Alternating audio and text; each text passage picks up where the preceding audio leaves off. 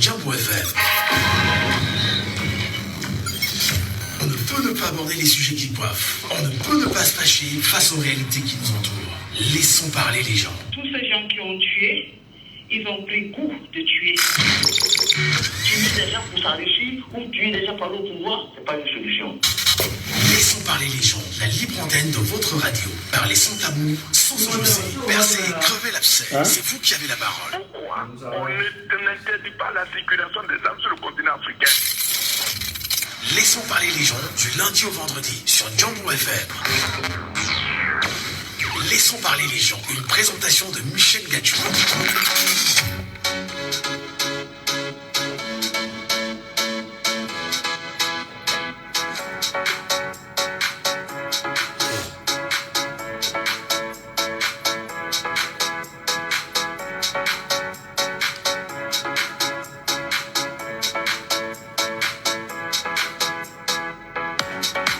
Madame, Messieurs, bonjour à tous, bonjour à chacun d'entre vous. Soyez les bienvenus ce matin sur votre antenne sur Djambo FM. Soyez les bienvenus au cœur de votre émission. Laissons parler les gens. Et nous sommes là encore ce matin, comme c'est le cas chaque jour entre 9h et 11h, avec un objectif simple. Vous donnez la parole, vous l'accorder en même temps. Vous donnez l'occasion de l'arracher et de vous exprimer sur des sujets camerounais, des sujets qui gravitent autour du Cameroun et qui nous donnent naturellement à penser ensemble l'avenir du Cameroun. Et comme vous le savez, Laissons parler les gens vous donne encore l'occasion, oui, de revenir sur des sujets majeurs du moment liés à l'actualité. Et quoi qu'il en soit, aux côtés de Perrin Fondia, ce matin, je suis Michel Gatchou. Nous avons choisi de retourner un tout petit peu en arrière et cap dans l'histoire. Laissons parler les gens. Premier sujet. Que s'est-il réellement passé le 11 octobre 1992 avec les élections présidentielles cette année? Aujourd'hui, nous sommes naturellement à l'orée de 2025 où des Camerounais de plus en plus conscients comprennent la nécessité d'aller se faire inscrire sur les listes électorales et de penser leur avenir en changeant notamment celui qui sera dirigeant. Parlons de ce dirigeant qui est M. Paul Biya, qui est tout à fait depuis 1982. On s'en souviendra qu'en 1992, il y a eu une élection totalement spectaculaire au Cameroun. Selon certains analystes politiques qui disent jusqu'ici que l'élection n'avait jamais été gagnée par Paul Biya et qu'à travers les tripatouillages, le président actuel, qui est aux affaires, a été reconnu par la Cour suprême comme étant le victorieux de cette élection présidentielle de 1992. Comment comprenez-vous en même temps l'attitude de ceux de la génération 92 et la génération de 2024-2025 aujourd'hui? Est-ce que l'histoire va-t-elle se reproduire en 2025? Est-ce qu'en 2025, on aura probablement une nouvelle génération qui aurait choisi de trahir, entre guillemets, les générations à venir sans défendre réellement le choix de ces derniers? Que s'est-il réellement passé en 1992? En regardant ou en retournant dans l'histoire, pouvons-nous aujourd'hui penser que le même scénario peut se répéter en 2025 où des Camerounais pourront choisir leur candidat et voter pour celui-ci et que par la suite, qu'il y ait probablement tripatouillage et vol des voix? Mesdames, Messieurs, nous en parlons ce matin. Laissons parler les gens, libérons la parole.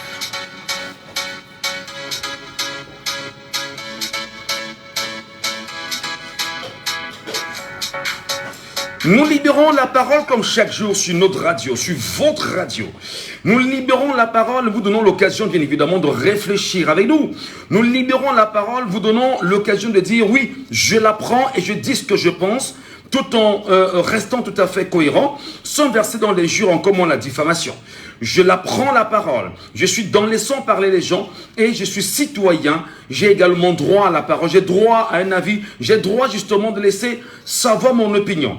6 74 39 79 04 6 74 39 79 04 ou le 6 59 92 48 83 pour vous qui nous écoutez naturellement ici à Douala au Cameroun, ou encore appelez-nous via WhatsApp au 6 91 98 60 98, le numéro qui est bien sûr épinglé.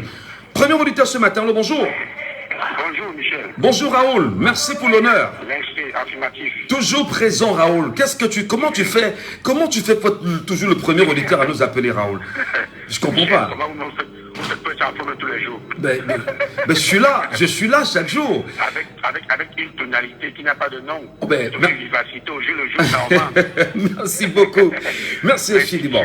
Alors, nous sommes là ce matin et nous avons choisi de faire un peu un feedback dans le passé.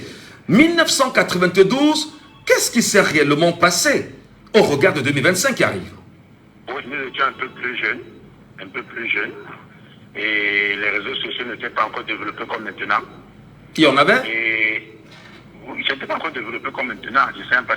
Non, il y en avait pas, On n'avait pas le droit d'utiliser le téléphone à cet âge-là. Il n'y avait même pas Internet, il n'y avait que le téléphone, il n'y avait que le téléphone filaire. Ok. Et on a suivi que le Front social-démocratique, c'était trop terrible, les élections. J'ai vu comment les papas ont passé les nuits dehors parce qu'ils allaient voter. Et ils sont rentrés tout joyeux, tout contents. Ils ont même fêté la victoire avant le temps.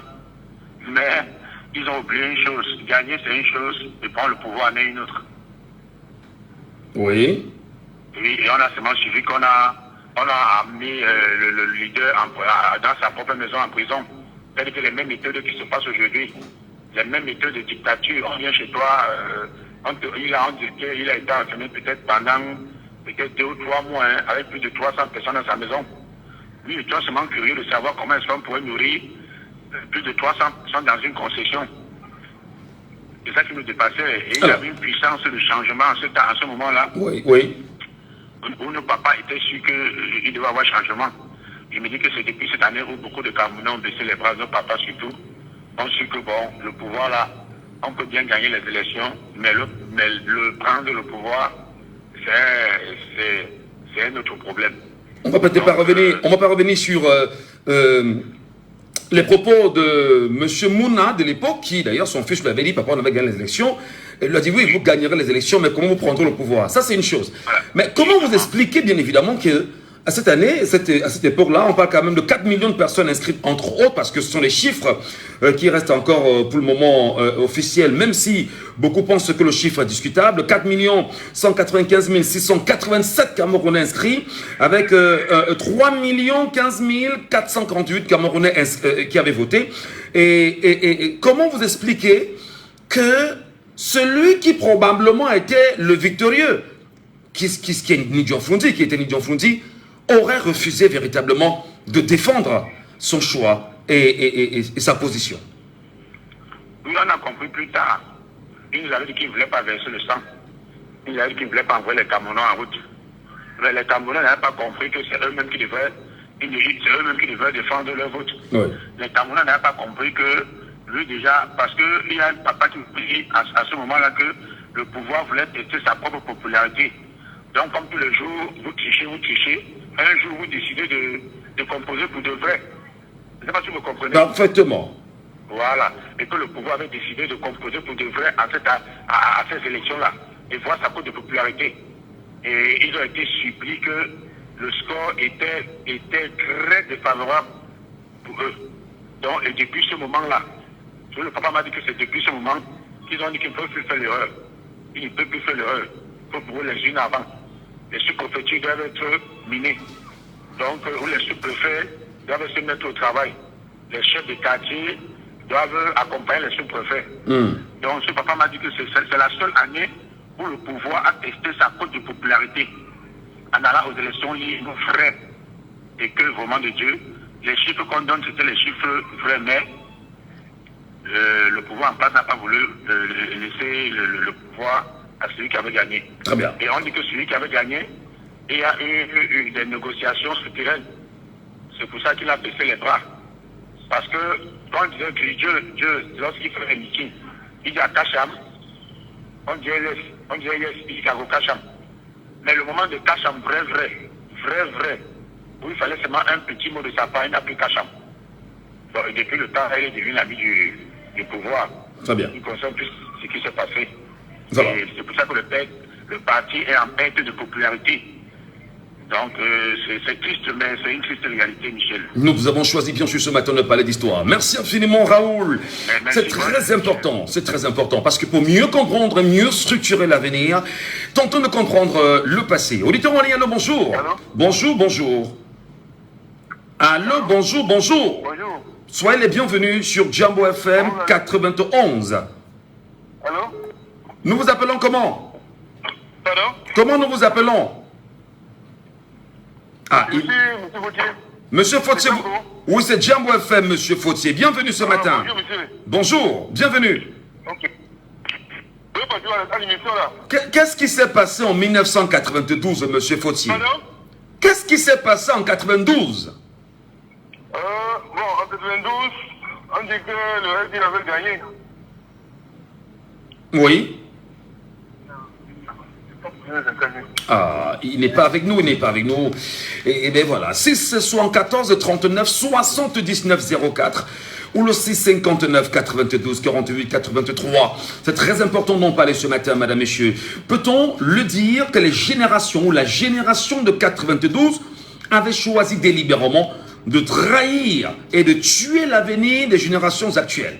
Ces générations d'aujourd'hui, ou cette génération d'aujourd'hui, fera-t-elle le même scénario ou reproduira-t-elle le même scénario avant 2025 ou en 2025? Vous nous appelez bien sûr et vous vous exprimez sur cette question.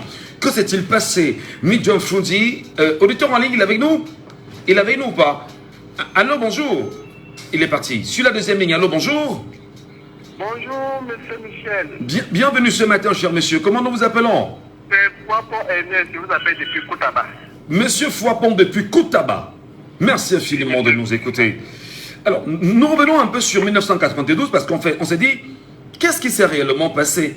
Est-ce que comprendre les mécanismes de 92 n'aiderait pas les Camerounais en 2025 ou avant 2025? Quel est bien évidemment le schéma de 92 que vous avez en esprit, monsieur Foipon?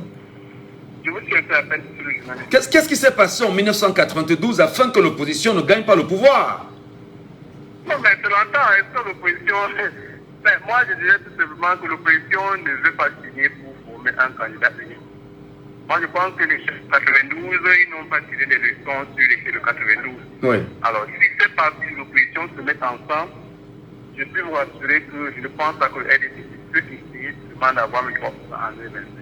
Donc, si Maurice Kamto, les Cabra, tous les opposants qu'on connaît, en fait, tous ceux qu'on pense que c'est les opposants du je pense que ce qui s'est passé en 92 avec Midjon Frundi, la même chose peut encore se reproduire en 2025. Mais si c'est toujours le même style que chacun doit aller pour être candidat, je ne pense même pas qu'on peut avoir même 2% en face. Mais en 92, il n'y avait pas que le SDF, hein. Il faut qu'on soit d'accord quand même. En 92, il y avait... Non, là, vous savez aussi qu'en 92, les gens étaient un peu plus sérieux que maintenant.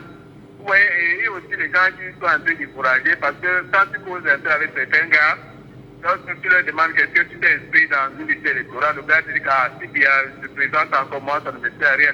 Donc si le père lui-même, il décide même pas d'abord se présenter, vous allez voir comment les gens vont se mobiliser pour pouvoir adhérer aux élections. Alors, oui, allez-y. Allez-y. Mais maintenant, si peut-être le président d'il y a encore se présente avec les opposants qui partent en rang dispersé, moi je pense même pas que vraiment on peut essayer de renverser la tendance. Vraiment. Alors, moi, je pense pas. Alors, justement, sur cette question, je rappelle qu'il y avait Paul Biya avec le RDPC, il y avait John Frundi avec le SDF, il y avait le Magari avec l'UNDP, il y avait Adamou Ndamjoya avec l'UDC, il y avait Jean-Jacques Ekins avec le MP, il y avait Emma Otou avec le RFP. Et on dit encore que Midjon Frundi était bien sûr le victorieux de cette élection de 1992. Si tant il est vrai, à travers les analyses des analystes politiques, je me permets de me répéter, pourquoi n'a-t-il pas défendu le choix du peuple? Ou pourquoi le peuple n'a-t-il pas défendu son choix en 92? Non, monsieur Michel, il faut qu'on essaie un peu de parler, de jouer avec les mots. Le peuple au Cameroun, on n'a pas de peuple au Cameroun. Nous n'avons pas de peuple. En fait, on ne sait pas comment qualifier les Camerounais.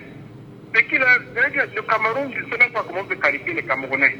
C'est vrai que eux-mêmes, ils sont là, ils ne se sentent pas. Parce que je dois passer un petit coup de doigt au ministre de l'Énergie. Je vais vais lui dire que le département de nous, là, n'a pas la lumière depuis 3 jours.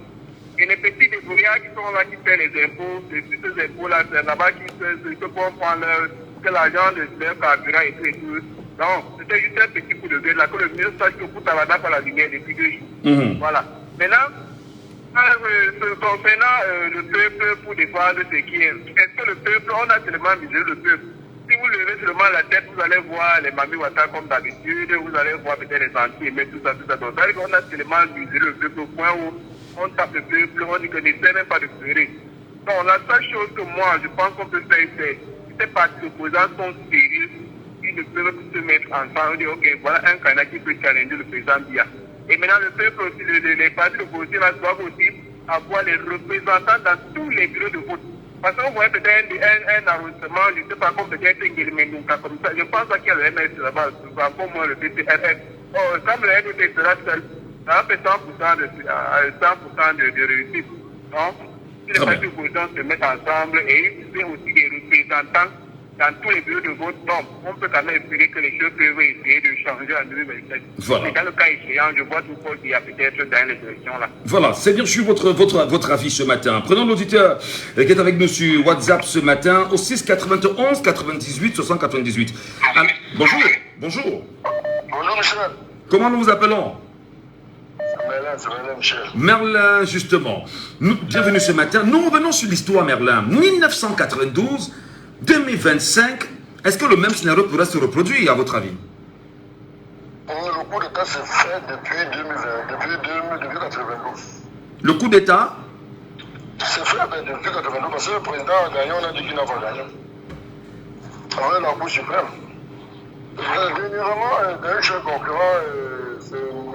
Nzonga, si je ne me trompe pas, a expliqué, je pense que la bande est encore sur la toile. Oui. À YouTube ou à Facebook.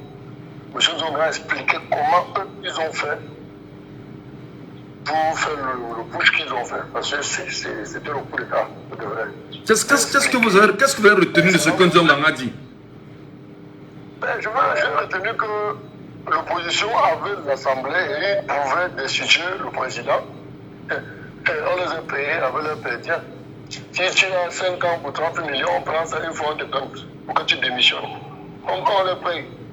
Ils démissionnent, on les paye pour qu'ils deviennent pas la majorité. Donc tous les députés de l'UNDP de l'Ouest ont fait des trucs pareils. Parce que l'Ouest avait presque tout l'UNDP avait gagné là-bas. Oui. Parce que le NDP ne pas aller aux élections municipales et législatives. Non, attention. Je suis en 1992. Où je vous parle de l'élection présidentielle de 1992 où Nidjan Fundi était le deuxième derrière Paul Biya, selon les chiffres officiels. Mais officieusement, les analystes politiques disent que le RDPC avait perdu. Alors on se demande pourquoi le peuple camerounais de 1992 n'avait pas pris sur lui justement de défendre son choix. Ils se sont défendus quand même. Ils se sont défendus. Ils n'ont pas pu seulement avoir gain de cause. Ils se sont défendus. Il ne faut pas dire qu'ils ne se sont pas défendus. En faisant quoi? Parce qu'on veut bien comprendre aussi. Hein. Qu'est-ce que vous aviez vu qu'ils ont fait qui soit à même de mieux édifier les générations actuelles? Moi, je me rappelle à l'époque de Villemont, mon grand est venu avec le pied parce qu'on lui boutait avec le rang. Si je me trompe, c'était pour ça. Si je ne me trompe pas, c'était pour ça. J'étais en bout dans le pont là. Le gars est venu avec le pied, on a embauché bien. Bon, je rappelle que les Villemontes, c'était à la faveur naturellement du retour de l'imposition au multipartisme et bon nombre d'autres choses. Merci beaucoup Merlin, bonne journée à vous là-bas. Madame Legoué, bonjour à vous et bienvenue ce matin sur Jambo FM. Bonjour, monsieur Michel Gatou. Bonjour à vous, bonjour à nous tous. Donc, oui. J'ai compris tes questions de ce matin et je voulais apporter, comme d'habitude, ma petite pierre à l'édifice. Vous savez, monsieur Gatou, à 92, oh là là, la production me fait ici. Allons-y, nous vous écoutons, madame. Qu'est-ce que vous aviez constaté en 1992? Qu'est-ce que vous aviez vu? Est-ce qu'elle est avec nous? Oui, je suis avec vous. Qu'est-ce qui s'est passé en 92, madame? En réalité, selon l'histoire, parce que nous tous qui vous parlons aujourd'hui étions toutes petites, mais je disais à chaque combat son temps. Et je suis sûre que les Camerounais de ce temps-là ont fait avec les moyens de bord ce qu'ils pouvaient faire. Mais seulement, le leader de ce temps avait faim et avait peur. Pourquoi? Parce que on dit que le SDF avait gagné. C'est quand il a été menacé qu'il est revenu sur ses paroles. Et comme il avait faim, tout le monde sait ce qui s'est passé par après. Le peuple est sorti. Quand vous parlez de Villemont, c'était, bon, on ne dira pas que c'était plus virulent que maintenant, parce qu'on va attendre d'abord que les élections de 2005 arrivent pour qu'on puisse faire une comparaison, M. Michel Gatou. Parce que nous parlons. La population d'aujourd'hui boit beaucoup, comme je vous ai dit hier, et est plutôt concentrée sur les jupes et les pantalons des personnes. Quand en 1992, les gars étaient dehors. Quand vous parlez de Villemont, les villes mortes, c'était virulent. C'était pas le voie bébé, comme on dit au quartier. Donc, pour moi, ils ont fait ce qu'ils avaient à faire, avec les moyens de bord qu'ils avaient à faire. Malheureusement, ils comptaient sur le leader qu'aujourd'hui, nous autres, même le leader que nous avons, on ne peut pas nous dire de nous calmer s'il y a vol de... Même en 2018, on n'a pas réagi comme je pense qu'on va réagir en 2025. Mais pour faire une comparaison claire, je pense plutôt qu'il faudrait que les élections passent et qu'on essaie de dire, ah tiens, parce que j'ai entendu quelqu'un dire là qu'il fallait que l'opposition s'unisse. Monsieur Gatou, vous s'unir à Madame Legault, il faut que vous soyez 3 ou 4. Mais quand vous vous trouvez sur la place publique à 2, avec qui vous voulez vous unir? Quand tout le monde dépend du régime que nous connaissons. Nous ne sommes pas dupes, Monsieur Michel Gatou. Que les gens aussi se cachent le visage avec la main, qui ne pensent pas que nous autres, nous sommes aveugles. Nous savons qui roule pour l'opposition, qui roule pour le régime. Du coup, on n'est pas obligé de s'unir avec n'importe qui parce qu'il faille vraiment s'unir, M. Michel Gatou. Alors, vous êtes dans un scénario qui est tel que il n'y a aucune confiance en politique avec d'autres acteurs politiques. Pourtant, le combat est le même. Libérer le peuple du joug esclavagiste, colonialiste, en même temps dans lequel on a investi depuis 1960 quand même, madame. Oui, monsieur, mais à l'heure-ci, on ne peut s'unir qu'avec celui qui... Je vous appelle tous les matins, pourquoi, M. Gatou? Parce que votre combat est le mien. Mais si vous aviez plutôt un autre combat, vous penserez que je vous appellerai tous les matins. Alors, nous avons au Cameroun à l'heure actuelle l'APT et l'APC, je pense quelque chose comme ça. La division est claire, M. Michel Gatou. C'est aussi propre que ça. Et vous n'allez pas dire que quelqu'un qui ne veut pas rejoindre un camp, on va le forcer parce qu'il faut à tout prix. Non. Pour moi, on va... En 2025, le combat ne sera pas celui de 92. Parce que, vu ce que les gens disent, vu comment les gens réagissent, mais je vous répondrai après les élections, ce qu'il y avait peut-être en 92 et qu'il n'y a pas eu en 2025. Mais ils ont combattu à leur façon. C'est leur leader qui les a trahis. Et j'espère que le leader sur qui nous comptons ne nous fera pas la même chose. Alors, lorsque le leader trahit le peuple ne peut rien, le peuple ne peut rien faire, et il n'y a aucune possibilité, madame. On a eu des gens qui ont perdu la vie, M. Michel Gatou. La répression était tellement grande parce qu'on n'était pas préparé. Or, aujourd'hui, les jeunes te disent, en 2025, soit vous finissez avec nous tous, soit vous dites la vérité. Mais ils en sont capables, hein, n'oubliez pas. Hein. Oui, mais ils en sont capables. C'est ce que je vous disais. C'est ce que je vous disais. Voilà. Que s'ils ont pris conscience et qu'ils sont sortis de là où je vous ai dit dans les bars et tous ces trucs, ils sont plus virulents que leurs grands-pères des années 80. Oui, non, je vous dis qu'il y en a qui peuvent choisir de décimer tout le Cameroun afin de garder le pouvoir aussi. Hein. Ne l'oubliez pas. Non, monsieur Gatou. Non. C'est dire ça, il faut qu'on leur dise ça. Nous tous, c'est-à-dire avec leurs enfants, avec tout le monde. Non, Michel Gatou. Non, ça on parlera de vous en moi et je vous dirai pourquoi je dis ça et je vous dirai. Ça ne se passera pas comme ça, monsieur Michel Gatou. Parce que même nous qui sommes calés dehors là, qui sommes restés dehors là, monsieur Michel Gatou, on veut rentrer chez nous. On ne fera cadeau à personne. Mieux nous tous, on va nous mettre là, on va nous mettre. Non. On veut la vérité, hein, monsieur Michel Gatou. On n'est pas en train de dire que tel est victorieux d'office. On veut que les choses de la base soient au centre, qu'on joue et le gagnant gagne. Mais d'une façon propre et claire. Sinon, les logiciels que nous avons, excusez-moi quand je dis nous, l'opposition actuelle a, vous pensez que c'est pour rien que nous sommes sur le terrain? Ma soeur, non, Moutia ne dort pas. Vous pensez que c'est pour rien? Non. Vous qui ne dormez pas, monsieur Michel Gatou, je vous vois à 2 heures, hein, en train de me parler. Hein. Donc, votre sommeil perdu, là, vous allez mieux, on finit avec nous. Et moi, à côté de vous, monsieur Michel Gatou, je suis désolé. Très bien. Voilà, comme merci. ça on dormira le sommeil qu'on n'a pas dormi cette pensée. Merci madame, merci Non, infiniment. ça ira, ne craignez rien, ça ira, monsieur Michel. Merci de nous rassurer comme c'est le cas. Merci infiniment. Très bonne journée à vous. Nous sommes sur Jambo FM. Vous nous appelez, vous qui êtes avec nous. Auditeur en ligne, allô, bonjour. Oui, bonjour, monsieur Michel. Bienvenue, cher monsieur. Comment nous vous appelons? Je suis Saban depuis Goya. Oui, à nouveau encore, monsieur Saban. Auditeur très fidèle. Monsieur Saban, qu'est-ce qui s'est passé en 1992? Dites-nous, racontez-nous l'histoire. Vraiment, monsieur Michel, je suis très content de votre thème d'aujourd'hui. Tellement content. Merci beaucoup. Vraiment. En 1992, bon, j'étais déjà, j'avais même surveillé quelques bureaux de vote. Oui. Oui, mais l'opposition avait gagné, le FDF avait nous, John Frundi avait gagné. Oui. On a tourné. Mais là où j'étais choqué, c'est que John Frundi est sorti. Il a dit ouvertement à la radio et dans la télévision que je ne peux pas marcher sur le sang des Camerounais pour aller prendre des trucs. Le peuple était prêt, M. Michel, pour couper les arbres, mettre en route, jusqu'à Yaoundé, tirer les vieilles voitures, mettre en route, brûler les pneus pour que John Frundi prenne son pouvoir. Donc le peuple était prêt à revendiquer sa victoire et d'imposer son leader, c'était ça. Il n'avait rien, il a dit je ne peux pas marcher sur le sang des Camerounais pour aller prendre le pouvoir. C'est la même chose que le professeur Maurice Kamto a dit en 2018. Vous croyez que tu es un leader, tu ne peux pas.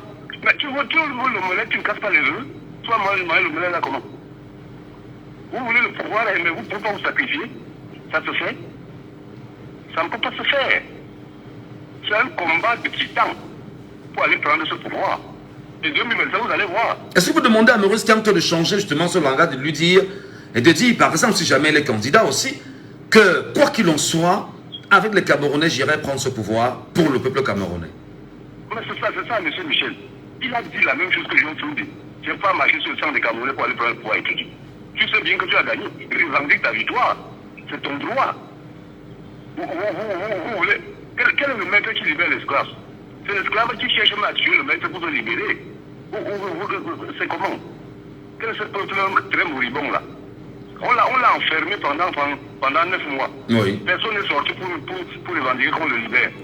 Vous allez prendre ce pouvoir là comment? Elle est quand même là pour faucher les élections. Non, on n'est pas encore revenons en 1992 justement. Plein Camerounais ont dit que M. Biya n'était pas victorieux et que la Cour suprême lui a donné un résultat qui n'était pas réel. Est-ce que vous ne craignez pas effectivement que l'attitude du peuple en 1992 soit une attitude de traîtrise? Parce qu'aujourd'hui, la génération dans laquelle nous sommes investis, on a le sentiment que si nos parents avaient défendu corps et âme leur voix en 92, nous ne serons pas où nous en sommes aujourd'hui. Monsieur Saban. Monsieur Michel. Oui. Je suis un ancien officier de police. Ancien officier de police. On nous a enseigné que la foule a besoin d'un leader. Parce que la foule ne comprend. On nous a dit que la foule ne comprend pas. La foule ne voit pas. Oui. La foule ne réfléchit pas. C'est ce qu'on nous a enseigné. Oui. Donc, tant que tu couvres la tête du leader, tu prends le leader, la foule va se disperser. Donc, le leader avait déjà dit qu'on ne peut pas marcher sur le sang des Camerounais. Il ne peut pas marcher sur le sang des Camerounais pour aller prendre le pouvoir. Mais vous voyez que vous devez venir un leader. Le principal leader a déjà démissionné. On ne sait pas ce qu'il a eu. Après, on l'a même mis sur un surveillé pendant 6 mois là-bas à Bamenda, dans les militaires autour de sa maison. Vous voulez que la foule ne sera pas... Qui va guider la foule? La foule a besoin d'un guide. Donc, guide ténace. Oui. Vous avez vu au Sénégal, non? Vous avez vu au Sénégal. Quand le principal leader, même l'homme qui a gagné sa chose, dit que je ne peux pas marcher, vous voulez que tu sortes maintenant pour aller revendiquer à sa place? Qui va sortir? Voilà. Merci, monsieur Saban. Il ne prenne le bâton en commande. Il ne faut même pas que le professeur Maurice Kamto ait préparation là enfermé. Qu'il continue son combat. Si vraiment il est pour le peuple, qu'il continue. Très bien. Parce que lui, en 2018, il a fait la même chose. Pourquoi les Camerounais sont comme ça? On voit à Madagascar comment le président qui est là actuel avait arraché le pouvoir à l'autre, à Ravalomanana. Comment au Cameroun, tout le monde, on est toujours comme ça? Je veux voir grandir mes enfants. Très bien. Merci infiniment pour votre réaction ce matin au standard. Nous, on a un auditeur, bien sûr, en ligne sur WhatsApp ce matin. Il est avec nous. Allô, bonjour. C'est ça, mais bonjour. Bonjour, nous nous appelons comment? Gervais depuis Dubaï. Gervais depuis Dubaï. Alors, nous avons choisi ce matin, dans cette émission de Laissons parler les gens, de revenir sur l'histoire du Cameroun. 1992, Paul Biya est victorieux d'ailleurs avec un score assez compliqué, 39% face à 35% devant Nidjan Fundi. Les Camerounais étaient choqués, surpris de savoir que Paul Biya soit le candidat retenu et proclamé par la Cour suprême. Est-ce que vous pensez que le même scénario de 92 peut se reproduire en 2025 ou avant? En fait, c'est possible, hein, c'est possible parce que quand on m'a raconté l'histoire de 92, parce que mon papa m'avait vraiment raconté qu'à 92, c'est Nidjan Fundi qui avait gagné. Oui. Et que le jour de la programmation des résultats, lui-même, il avait vu qu'il y avait eu un faux. Et sans se tenir, il avait dit au gars, on va revendiquer la victoire, mais seulement 2 jours après, le lendemain, il avait dit non, laissez vraiment, il ne faut pas que les Camerounais aillent dans la rue mourir à mon nom. Et même les avocats avaient proposé, ils avaient dit non, c'est tellement évident, si on vous réclame cette victoire, on l'aura. C'est-à-dire, c'était trop facile. Mais Nidjan Fundi avait insisté en disant non, il faut laisser tout et tout, voilà. Bon, mon père me raconte qu'après ça, comment on appelle ça? Son rythme de vie avait carrément changé, c'est-à-dire il avait un train de vie un peu élevé. Oui. C'est là qu'on a compris que peut-être qu'il avait pactisé avec le système en place. Oui. Ouais, le système en place. Donc, j'ai suivi l'émission depuis le matin, tu as posé une question. Tu disais pourquoi le peuple camerounais, malgré ça, n'était pas sorti? Non, je repose la question. Est-ce que le peuple camerounais de l'époque, effectivement, génération 92, était une génération de traîtrise? Parce que nous, aujourd'hui, on est justement l'ensemble des générations sacrifiées parce qu'on n'a pas d'avenir dans ce pays depuis 42 ans quand même. Entre 92 et 2024, ça fait 32 ans, 34 ans, je pense bien 34 ans, voilà, 32 ans, voilà. 32 ans après, est-ce qu'on ne peut pas se considérer comme étant, nous, vous et moi, des enfants sacrifiés de ce pays qui n'avons presque pas d'avenir? Allons-nous reproduire le même scénario en 2024-2025? Bon, 2025, par contre, j'ai bien peur que non. Parce que ce qui nous a manqué vraiment, ce qui a manqué à nos parents en 92, c'est que mon papa me disait que c'était un leader qui devait rester droit dans ses bottes et dire allons revendiquer. Ouais. En 2025, on a quand même un candidat qui se dessine. On a un candidat quand même, parce qu'il ne faut pas qu'on se cache. Hein. Je vois les gens essayer de jouer aux équilibristes, c'est-à-dire non, il y a un candidat actuellement qui se dessine. Il y a un candidat qui a suffisamment montré qu'il peut se sacrifier pour le peuple. Nidjan Fundi n'avait jamais fait la prison. Hein. Aujourd'hui, on a un candidat qui a fait la prison. On peut dire, il a mis carrément sa liberté entre guillemets parce qu'il voulait réclamer le changement, les bonnes conditions de vie du peuple. Donc, il est là. Il ne faut pas qu'on se leurre. J'entends les gens dire la coalition pour choisir un candidat. Non. S'il y a une personne aujourd'hui qui doit être à la tête, c'est Kanto. Moi, je suis désolé de le dire comme ça. C'est un peu pensant mal, mais c'est lui. Parce que les autres partis sont derrière. Je prends par exemple le PCN. Le PCN n'est pas aussi puissant que le MSC aujourd'hui. Ne me dites pas que la voiture va empêcher l'avion, comme on dit au quartier. C'est l'avion qui va pouvoir transporter la voiture. Bon, c'est un langage. Aujourd'hui, il y a un candidat qui se, il y a un candidat qui se dessine. Et on n'a pas peur de s'affirmer. On doit assumer ça comme ça. Donc j'étais pas avec le MSC, mais oui, j'ai vu. Donc je pense qu'aujourd'hui, le seul candidat, je n'ai pas honte de le dire aujourd'hui, le seul candidat qui a suffisamment montré qu'il est l'homme de la situation, qui a le profil du job, c'est quand. Très bien. Donc en 2025, votre avis. Pour ne pas vivre 92, on a un bon leader, que la population gère seulement c'est votre avis. C'est votre avis, Gervais depuis Dubaï. C'est votre avis parce que ceux du RDPC vous diront que le candidat naturel, qui est M. Paul Biya, restera forcément l'homme de la situation. Ceux du PCRN, ceux du MDR, etc. vous donneront bien sûr d'autres orientations. Merci beaucoup, Gervais, pour votre intervention ce matin depuis Dubaï. Très bonne journée à vous là-bas. Au Cameroun, 614 39 79 04. Allô, bonjour. Bonjour, Michel Gato. Soyez les bienvenus, cher monsieur. Comment nous vous appelons? André de Norbessouf. André, nous parlons ce matin de l'histoire du Cameroun. Nous faisons un pont entre l'histoire et l'actualité pour regarder l'avenir. 92, 32 ans après, qu'est-ce qui s'est passé réellement? Oui, la seule différence entre 92 et aujourd'hui, c'est l'engagement du peuple sur la chose politique. L'engagement du peuple. Totalement engagé en 1992 et aujourd'hui, le peuple est très dispersé. Les hommes politiques étaient organisés en 92, aujourd'hui, ils sont très dispersés. En 92, avant d'aller, je vais d'abord rappeler que le boycott de l'élection du 1er mars, l'élection législative du 1er mars 1992, Oui. le boycott des partis politiques était ordonné par la coordination de l'opposition. Parce qu'il y avait une association où regroupait tous les partis et la société civile et qui était présidée par Samuel Ebois, qui était en même temps président de l'UNDP. Donc, cette coordination a donc appelé au boycott de l'élection parce qu'un des points de la tripartite n'avait pas été respecté. Oui. Donc, lorsqu'ils sont fait ce boycott, certains partis dans la coordination sont allés en sous-marin faire cette élection, à savoir l'UNDP, l'UPC. Là, vous êtes dans quel schéma réellement? Parce que est-ce que vous êtes dans les municipales? Je suis encore sur les législatives, je suis encore sur la présidentielle. Et je veux qu'on parle vraiment de la victoire, entre guillemets volée. Comment peut-on voler une victoire et que le leader ne dise rien? Et que le leader vient vous dire, je ne veux pas marcher sur le sang des Camerounais pour ce qui est encore, il est libre de le faire. Mais n'a-t-il pas sacrifié, ou n'aurait-il pas sacrifié le peuple en 92 pour qu'il subisse ce qu'il subit aujourd'hui? Voilà. Ce qui peut restituer l'histoire.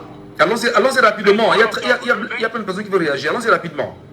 Le 23 octobre 1992, date à laquelle on a proclamé les résultats. C'était un vendredi. Le 26 octobre, il y a eu appel massif à tous les Camerounais de sortir. Ce 26 octobre, moi-même, j'étais en route. Oui. Et à ce moment, Nidjo Frondi était déjà en résidence surveillée. Il y avait 2 cordons de sécurité autour du domicile de Nidjo Frondi. Un cordon composé de la gendarmerie et un cordon de l'armée. Et puis, la ville de Bamenda en état d'urgence.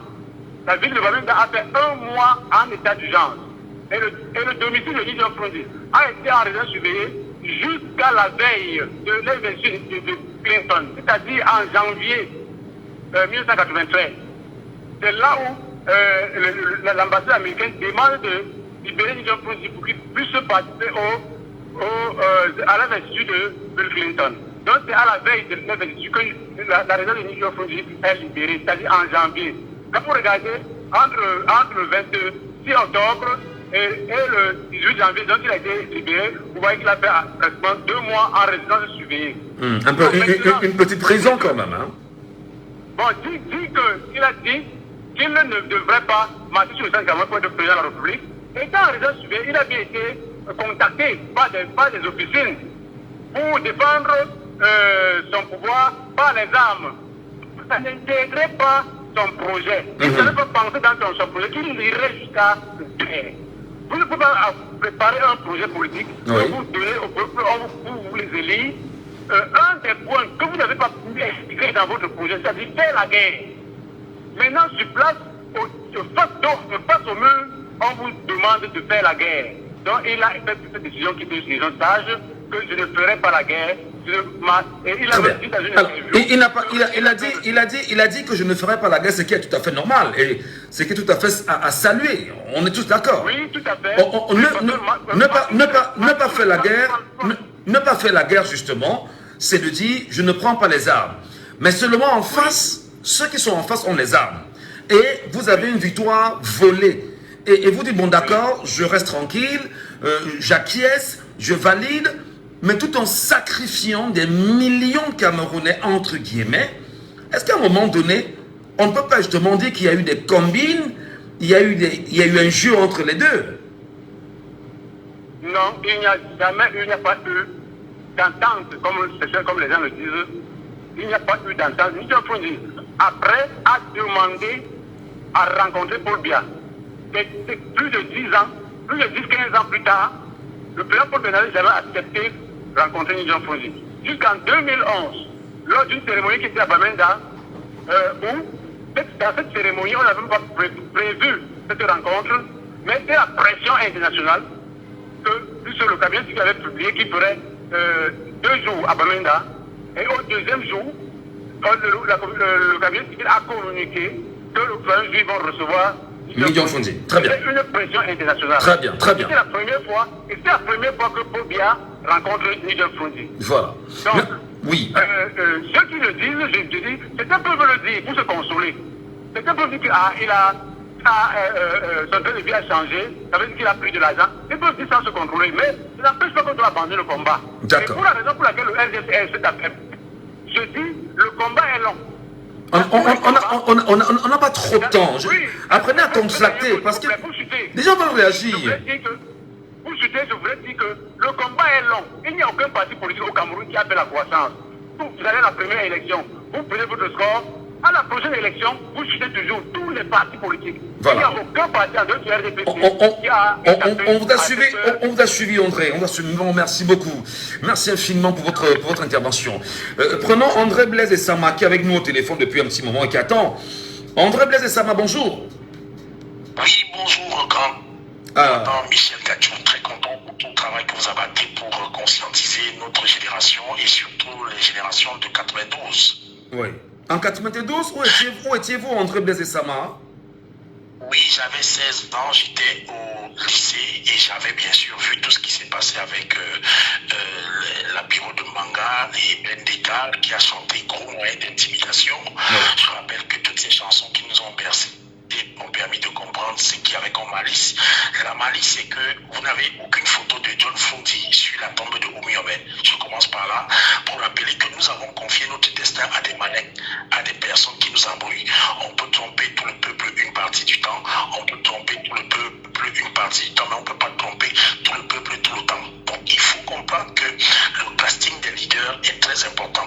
Se prosterner sur la tombe de nos héros, c'est déjà un pas vers la crédibilité des personnes.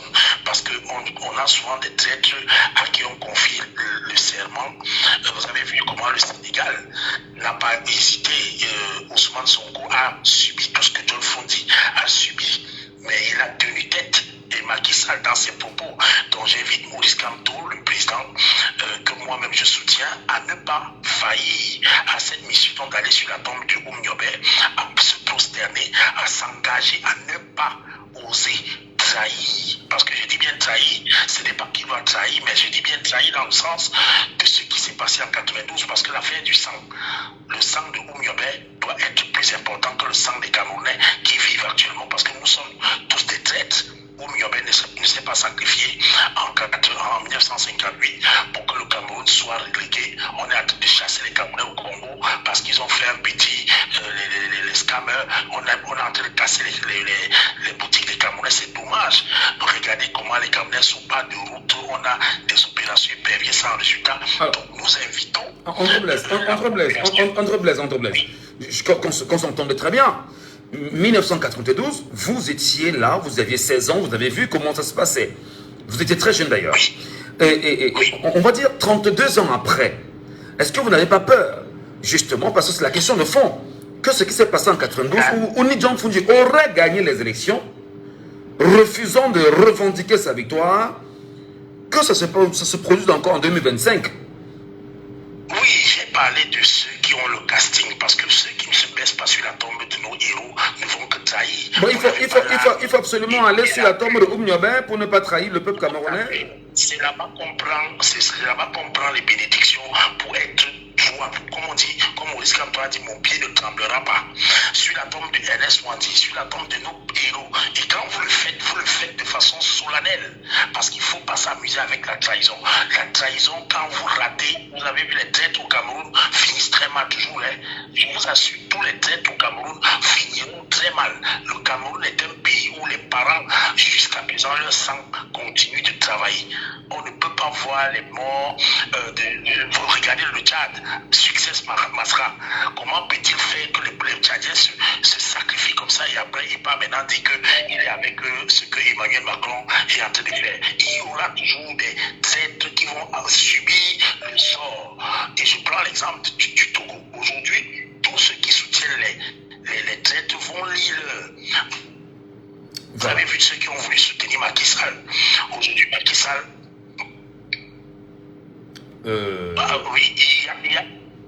Oui, il y a donc une urgence pour tous ceux qui sont dans le peuple de faire transparence avec le peuple, de communiquer avec Michel Gadjou. Monsieur Maurice Kamto a intérêt à faire cette émission que vous êtes en train de faire tous les matins parce que nous voyons ce que vous êtes en train d'apporter comme volonté de changement. Si Maurice Kamto et son équipe de communication ne font pas prescrit par la transparence que nous attendons de l'ECAM, qu'ils sachent que nous sommes en train de le regarder. Donc nous voulons que les leaders ne soient plus en train d'être à côté ou bien des hommes spéciaux. Il y a les réseaux sociaux. À l'époque où Miobé était face à face avec la population, les Ernest Wandi étaient c'est-à-dire qu'ils prenaient le peuple en main. Qu'est-ce qui se passe que ces leaders, avec les réseaux sociaux, avec Internet, les TikTok, ne soient pas capables d'être proches? Veulent-ils dire qu'ils sont absents? Veulent-ils déjà sortir notre carte pour 2025? On n'en veut pas. Donc, mais il faut que le peuple se mette au travail. Exige, comme vous êtes en train d'exiger, la publication des listes des personnes qui s'inscrivent de façon journalière, qu'on introduise des logiciels pour que les Camerounais soient parallèlement statistiqués, pour qu'on connaisse l'évolution. On ne peut plus continuer de faire confiance à certains leaders ou à certaines institutions, que le peuple porte son destin en main.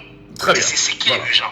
Un journaliste comme vous devez déjà avoir 3 ou 4 associations qui s'attellent à vos côtés pour permettre à ce que vous n'ayez pas d'inquiétude, vous n'ayez aucune crainte de faire votre travail. Parce que vous êtes l'un des journalistes les plus engagés actuellement en Afrique. Je dis les plus engagés. Et nous vous félicitons. Merci. Nous sommes aux côtés de vos pages Facebook.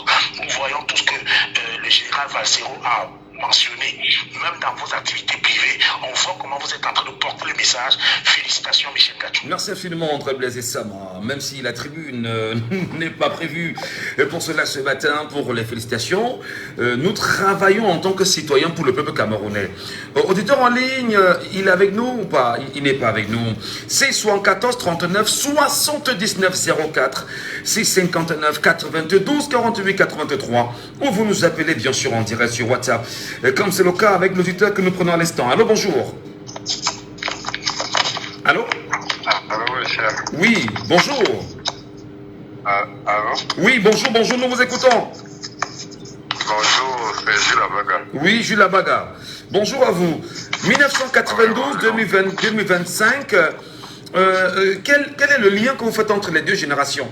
Je veux dire entre les deux époques, entre les deux élections, celle de 92 et ce qui arrive en 2025. En fait, moi, je vais dire 90. 92. Voilà, 92, comme tout le monde a dit, il y avait l'ONDPC avait infiltré déjà l'opposition, même avant 92. Vous voyez un peu. Oui. Et puis, c'est ça qui a fait en sorte qu'il y avait déjà des traîtres au niveau déjà même des partis déjà de l'opposition qui s'étaient déjà unis. Il y avait déjà les infiltrés à l'intérieur. Oui. Tout cela s'est défini après les élections. Vous avez vu qu'il y a eu un désordre total. Beaucoup de partis qui sont quittés et sont partis s'allier au parti qui était un parti au pouvoir. Oui. Et sont restés jusqu'à aujourd'hui. Donc, ça veut dire en réalité que le SGL, comme quelqu'un disait tout à l'heure, même si John Fundia sont des Camerounais, je ne suis pas sûr que soutenu par la France, John Fundia ne pourrait pas amener au pouvoir. Effectivement, comme quelqu'un disait tantôt tout à l'heure, que M. John Fundia a été même il a été surpris. Il a été surpris, n'est-ce pas, d'être porté à la présidence. C'est pour ça qu'il a dit que non, lui ne peut pas, parce qu'en réalité, sa vision n'était pas aussi grande que ça. Oui. Il était courageux, c'est vrai, mais il n'avait pas encore imaginé qu'il pouvait gagner cette élection. Il n'était pas encore prêt à gagner cette élection. C'est pour cela qu'il a dit que non, lui, il ne peut pas marcher sur les Camerounais pour aller entrer à l'étudier. Parce que même dans France, même soutenu par tout le monde, il n'y a même pas de soutien, ça ne peut même pas donner parce que on devait seulement tuer des Camerounais peut-être pour rien. Donc c'est une décision peut-être sage qu'il a pris, je ne sais pas, mais seule sa conscience pourra la juger, n'est-ce pas, par rapport à cette décision qui a été prise. Et 2018, M. Ngatsou, oui. 2018 nous est parlé.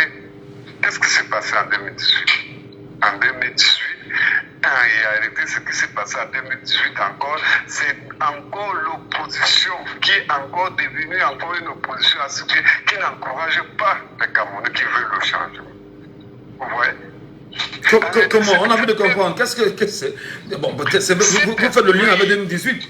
Qu'est-ce que l'opposition a fait pour ne pas encourager les Camerounais? Dites-nous. Pour ne pas encourager effectivement les Camerounais, parce qu'en 2018, il y avait des arguments, hein. Il y avait plein d'arguments en 2018. Oui. En 2018, je savais qu'en 2018, même si c'est comment, si seulement deux partis de l'opposition se mettaient ensemble, 2018, là, beaucoup de choses allaient se passer. Ce qu'il devait avoir un vrai changement au Cameroun. Oui, comme les gens disent... Mais attendez, les partis se sont mis ensemble. Je reprends par exemple le MRC qui avait des partis alliés avec lui-même. Vous le savez quand même. Monsieur Michel Ngatsou, les alliances sont faites à combien de temps des élections? C'est quand on arrive à 2 jours des élections que vous commencez à vous rallier. Non, ça, ce n'était pas ça. Tu comprends en réalité que même là, le projet n'était pas pensé. Et on est en train d'aller en 2025, demain, toujours dans le même élan. Le projet n'est pas pensé. C'est quand on va arriver à la veille des élections qu'on va commencer à chercher que non, il faut que tel se rallie à tel, il faut que tel se rallie à tel. Et en réalité, vous avez vu, en 2018, tous les canets étaient déjà sortis, les bulletins de certaines personnes bien sûr. On ne pouvait plus rien faire. Oui. On ne pouvait plus rien faire. Donc, on se prépare avant quand on veut gagner, comme le président dit souvent dans les standards. Quand on veut gagner, on se prépare avant et on rythme bien sa route, sa matière pour pouvoir aller vaincre une élection. Ce n'est pas 2 jours. C'est pour ça que le RDP se gagne toujours. Vous voyez l'autre jour, le ministre aujourd'hui, le ministre délégué, il nous a nargué la fois dernière, il a dit que non, lui, il ne peut pas, quand tu es dans la forêt, tu tournes, tu te retrouves sur un arbre, mais tu peux voir, ça veut dire en réalité que tu t'es égaré. Donc, c'est mieux, au lieu d'être égaré, c'est mieux qu'il égaré. Pourquoi le parti au pouvoir n'a que les alliances des partis des oppositions qui égarent le RDP? Pourquoi? Justement parce que il faut que en 2022, en 2025, là, que c'est maintenant. Mais je veux comprendre. Michel, là, tu veux comprendre. Est-ce que vous, Camerounais, êtes prêts pour 2025? Est-ce que vous êtes prêts, bien sûr, à défendre votre choix pour 2025? Fondamentalement, c'est ce qu'il faut comprendre. Monsieur Michel Ngatsou, en 2018, j'étais prêt. Vous comprenez? J'ai voté contre, mais j'étais prêt. Comprenez, a dit que non, même si c'est comment, on veut un souffle de changement. Non, je parle de 2025. Est-ce que vous êtes prêts pour 2025? Parce qu'en réalité, je parle en tant que jeune aussi, comme vous, M. Abaga, probablement. Alors, je regarde le parcours de ma vie, et d'ailleurs, je faisais, vous me permettrez, hein, le mois étant Aïssa, je ne parle pas de moi, je faisais une sortie hier sur ma page Facebook dans un live où je démontrais aux gens que je suis à 21 ans de carrière en tant que journaliste et animateur de radio. J'ai eu 18 ans de travail, je n'ai jamais été payé en 18 ans. J'ai été payé pendant 3 bonnes années. Et j'estime aujourd'hui que Kouroussé, comme bon homme de Camerounais, choqué et frustré comme bon homme de Camerounais, il y a de quoi m'engager effectivement à mener mon peuple à prendre conscience. Est-ce que dans ce peuple est conscient qu'en 2025, il faut bien sûr que les choses changent parce qu'il y a des gens qui, comme moi, ont été sacrifiés et ont sacrifié leur vie pour l'avenir des autres. Le peuple conscient, oui, il y en a. Mais je ne sais pas si nos politiciens sont conscients que le peuple est conscient. Le politicien n'a jamais été... Le politicien... Monsieur Michel, vous savez, Monsieur Michel, moi là, comme disait le combattant tout à l'heure, hein, oui. Rien que par rapport à cette émission, ce que vous faites là, moi je suis prêt à vous dire que moi, même si demain là vous vous ralliez à un parti, moi je peux vous voter. Vous comprenez un peu? Oui. Mais combien de personnes ont ce discours ou alors veulent vraiment ce souffle de changement quand ils ont déjà commencé à manger. Ils sont très peu. Suivez mon regard et vous allez comprendre. Très bien. Merci. Merci beaucoup pour votre bonne journée à vous sur l'endroit où vous êtes en même temps. C'est 74 39 79 04. Alors bonjour. Bonjour Michel. Bienvenue cher monsieur sur Jumbo FM. Nous vous appelons comment? Oui, c'est bon. C'est? J'entends très mal. Allô? Oui, c'est Franck? Oui. Franck nous appelle d'où? Oui, est-ce que Franck est avec nous? Vous nous appelez d'où, Franck? Oui, actuellement je suis au Palais d'Icar. D'accord, juste à quoi? Alors Franck, nous avons choisi ce matin de revenir sur l'histoire. 1992-2025, est-ce que l'histoire peut se reproduire? Michel, permettez-moi d'être optimiste en disant que l'histoire doit se reproduire. Laquelle histoire doit se reproduire? L'opposition doit gagner l'élection. En 2025? En 2025. Et on doit encore la lui voler, c'est ça? On ne pourra plus parce que les outils sont différents aujourd'hui. Vous voyez, vous, en 1992, il n'y avait pas les médias sociaux. Ça veut dire que l'information était cantonnée. Oui. Il n'y avait que la télévision d'État. Ça veut dire qu'il n'y avait pas une démocratisation de la pensée. Il n'y avait pas une diaspora qui communique avec son peuple sur place. Mais qu'est-ce qui vous garantit qu'en 2025, le jour des élections, nous ne couperons pas Internet comme c'était le cas au Gabon? Bon, ils peuvent même couper. Avant 2025, on sera prêt. On sera prêt à pallier à toutes ces éventualités. On sera prêt avant 2025. Ce n'est pas le jour de l'élection qu'on va être prêt. Ouais. Puisque le discours que vous êtes en train de tenir maintenant, M. Gatou, il n'y a aucune publication que vous faites sur Internet sans que je ne la partage. C'est parce que je me retrouve avec plaisir. Tout ce qui vient nous dire à appeler à mutualiser les forces, là, on mutualise les forces lorsqu'on va dans le sens, dans le même sens. Si vous allez à Yaoundé, que vous prenez un passager qui va à l'ouest, je pense qu'on arriverait jamais à destination. Parce qu'il ne faut pas dire c'est rallier pour se rallier. Je dis qu'est-ce que le peuple camerounais veut. On veut des jours meilleurs. Nous ne voulons pas aller au Canada. Nous ne voulons pas quitter notre pays. Nous ne voulons pas nous couper de notre réalité. Nous voulons rester là pour construire le Cameroun. Et nous voulons construire le Cameroun avec le RDC. Si aujourd'hui le pouvoir, on prend le pouvoir, c'est pas pour les chasser. Ce sont des Camerounais comme nous. Bien on sûr. va juste l'expliquer au Pacifique que vous avez fait comme les erreurs, mais voici comment est-ce que nous voudrions que le Cameroun se comporte. Absolument. On ne veut pas, en fait, on ne veut pas une petite exclusion. On ne veut pas être radicaliste, mais on veut des conditions, on veut les meilleures conditions pour tous les Camerounais. Michel Gatou, il faut savoir que vous êtes aujourd'hui une source d'inspiration. Et tenez-vous bien, il ne faudrait pas que vous trahissiez le peuple. Parce que si vous trahissez le peuple, nous on vous conteste à vous tirer. Parce que, écoutez, vous avez fait quelque chose de grave la semaine dernière. Pendant un mariage, je me demandais qui a sa carte d'électeur. Est-ce que vous savez ce que j'ai reproduit dans mon entreprise? Il faut rappeler que j'ai au minimum 21 collaborateurs à qui j'ai promis une prime de 5 000 francs pour tous ceux qui vont le juger pour cette procédure de leur carte d'électeur. Oui. Et imaginez-vous qu'on installe en pensée que tous les jeunes start-upers au Cameroun, si ça laisse un laboratoire, vous connaissez les meilleurs avantages fiscaux, vous connaissez un candidat qui compte à mieux les aspirations des jeunes entrepreneurs camerounais, on puisse venir, peu importe le candidat, on ne leur demande pas de voter pour qui que ce soit. Tenez-vous prêt à choisir l'offre. Parce que on dit qu'il n'y a pas de vent favorable pour un marché qui ouvert pour sa direction. Votre carte électorale vous permet de choisir le vent favorable. Le moment opportun, le candidat qui vous permettra de présenter les meilleures garanties pour votre avenir, vous pourrez... Mais c'est ce qui s'est passé, c'est ce qui s'est passé en 92 quand même, non? Des gens ont pensé comme toi, des gens sont allés voter, des gens ont choisi le candidat. Ils auraient gagné. Et le candidat a dit que même si on a gagné, je ne marche pas sur le sang des Camerounais pour avoir assez et tout dit. Ce scénario va se reproduire à nouveau encore, c'est ça? Tout à l'heure, on ne va plus tolérer ce genre d'éditeur. Aujourd'hui, tout le monde est content de célébrer ce qui s'est passé au Sénégal, mais il faut répondre sur le pouvoir qu'il y a eu des morts au Sénégal. Ce n'est pas comme si Sanko et son ami Faye sont partis au pouvoir, ils ont marché sur le tapis rouge pour le pouvoir. Il y a eu des morts au Sénégal, il y a eu des marches, il y a eu des blessés, il y a des personnes qui sont aujourd'hui invalides parce qu'ils ont participé à des marches au Sénégal. Il ne faudrait pas qu'on se leurre. Ça ne prend pas un combat facile. S'il y a un seul Camerounais qui pense que le moment de lutter, il va falloir avoir peur, il faut toujours du sacrifice pour que les autres accèdent au pouvoir pour changer les autres. On se dit aujourd'hui, si Paul Nyobé n'avait pas donné sa vie, il ne serait jamais entré dans l'histoire. Si Roland Mouni n'avait pas donné sa vie, il ne serait jamais entré dans l'histoire du Cameroun. On parle de Ouadjié et tous les restes des nationalités là, c'est parce qu'ils ont donné leur vie qu'ils sont entrés dans l'histoire du Cameroun. Et que l'on reste une traite où on va pouvoir entrer entrer dans l'histoire du Cameroun, il faut d'abord savoir qu'il y aura un travail de mémoire qui sera fait après. Ceux qui se seront donnés, qui auront donné de leur énergie, seront reconnus par la nation. On aura tant fouillé, 50 ans pour reconnaître qu'il y aurait été nationalité, n'est-ce pas? Bien sûr. Mais pourtant, il a été vivant.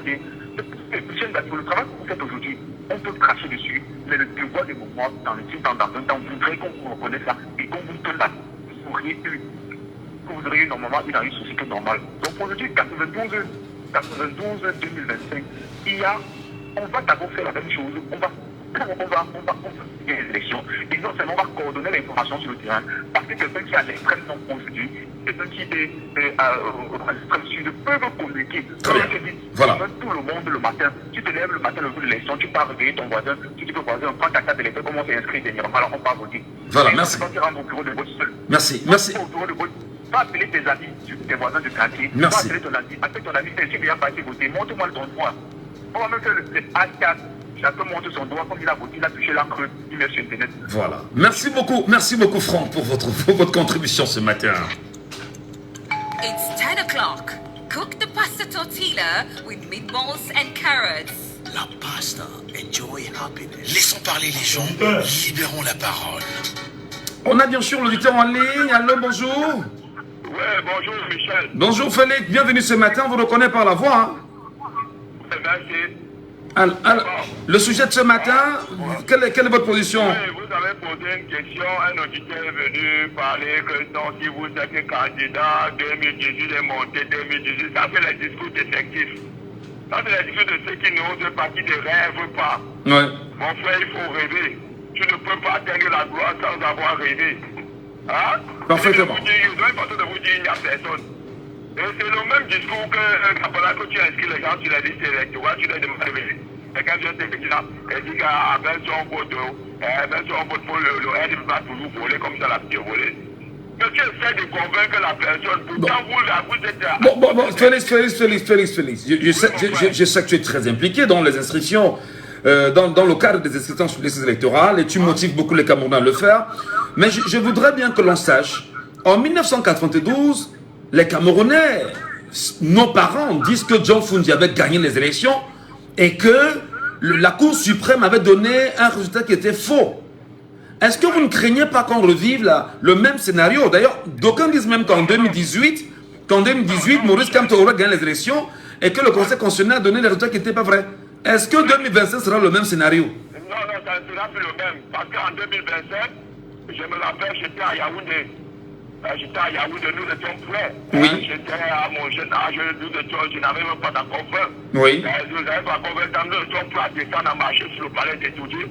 C'est quand sur Africa numéro 1, celui qui ont compté, qui nous disait, dont on nous disait qu'il attrape les balles avec les dents, dont on nous disait qu'il est très puissant, etc.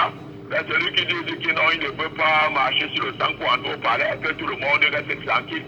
Et voilà comment ça a déstabilisé tous les Camerounais. Les Camerounais qui croyaient en cela. Et cela dit, c'est différent contrairement à l'homme actuel. Donc vous voyez qu'il y a au Cameroun actuellement, il n'y a qu'une seule personne qui fait ébranler le régime en place. De tous ces opposants, vous avez vu que celui qui est en 90, on dit qu'Akacham, vous avez vu qu'avant sa mort, il avait déjà complètement changé. Totalement changé. Et vous avez vu qu'en dehors de celui-là, sur qui l'espoir des Camerounais repose aujourd'hui, pour ne pas le citer, le professeur Kanto, mon frère Yaki, vous avez vu qui? Si d'autres disent que non, on va marcher. Après le jour de la marche, vous le voyez, il se retrouve seul avec quelques députés, on le voit en train de donner le dos aux gendarmes.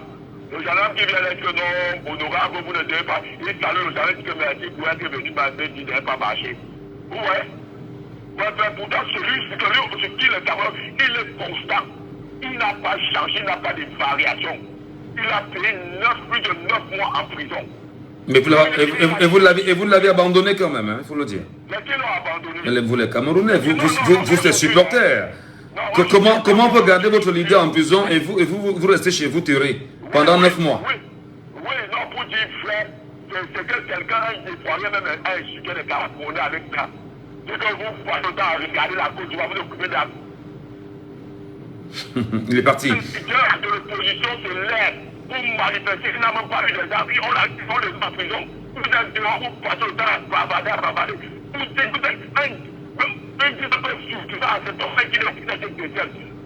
quel pays vous avez vu, on a arrêté de parler de l'élection présidentielle, le pays a été fermé. Puis je vous donne à vous bavarer. Non, mais maintenant, il y a un réveil de conscience, mon frère. Ça peut mentir, ça se voit. Tout le monde se plaint. Même les gens qui avant disaient que non. Aujourd'hui, eux-mêmes comprennent que Zoukamo a besoin de changement. Pour ça, notre travail vous appartient, Michel. Non, on vous êtes tellement apprécié de partout. Parce que tout ce que vous faites, aujourd'hui, tout le monde est impliqué. Les musiciens, les artistes, les comédiens, tout le monde aujourd'hui implique les Camerounais massivement à s'inscrire. Pourquoi? Parce qu'ils savent que c'est possible de renverser l'ordre gouvernant de 82. C'est possible. Yes, we can. Très bien. Yes, merci. we can. Merci beaucoup Félix pour votre intervention. On a un auditeur qui est avec nous sur WhatsApp depuis des heures, depuis un petit moment quand même. Ça fait 4 minutes environ. Allô, bonjour. Allô, bonjour Michel. Nous sommes sur WhatsApp, Allô, bonjour. Oui, bonjour Michel. Oui, nous vous appelons comment? Ah oui, c'est les radicaux pour l'alternance au Cameroun. Principalement, mon nom de famille, c'est Tiofa. Monsieur Tiofa, on voit un numéro français, donc vous êtes en France. Vous appelez de la France ce matin? Exact. Alors, nous avons choisi vraiment ce matin parler de l'histoire, monsieur Tiofa. 1992, est-ce que vous étiez déjà là? Qu'est-ce que vous avez comme bribe d'histoire pour nous qui n'étions que des enfants? Ah, en 1992, j'avais 23 ans. 23 ans. J'ai eu mon baptême dans la révolution en 1992, exactement, le dernier meeting de John Fundi à Bafan, où on m'avait interpellé parmi d'autres Camerounais. Oui. Où le commandant John était en place en ce moment. Et j'ai vu ce que je n'imaginais pas voir dans mon pays en ce moment-là. Qu'est-ce que vous aviez vu? Alors, les deux gendarmes m'ont amené. Il y a eu deux gendarmes qui m'ont interpellé. Il y avait une foule, parce que c'était un jour de meeting. Oui. Et c'était un jour de marché. Et ce jour-là, ils n'ont pas pu me faire monter dans la pick-up, derrière la pick-up. Là, beaucoup, il y a la foule. Le commandant John Parfait vient, parce qu'il y a beaucoup de foule. Il a dit, bon, petit, là où tu es, on ne peut pas te laisser avec le nombre de temps que vous avez mis sur place. Il faut que tu envoies à la gendarmerie. S'il y a des casses, tu seras responsable dans la vie. Bon, j'ai cru qu'à la parole du commandant John Parfait, à son âme, ils m'ont ramené à la gendarmerie.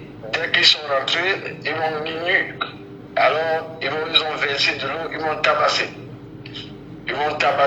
Depuis ce jour, je me suis dit, bon, mon pays ne va plus.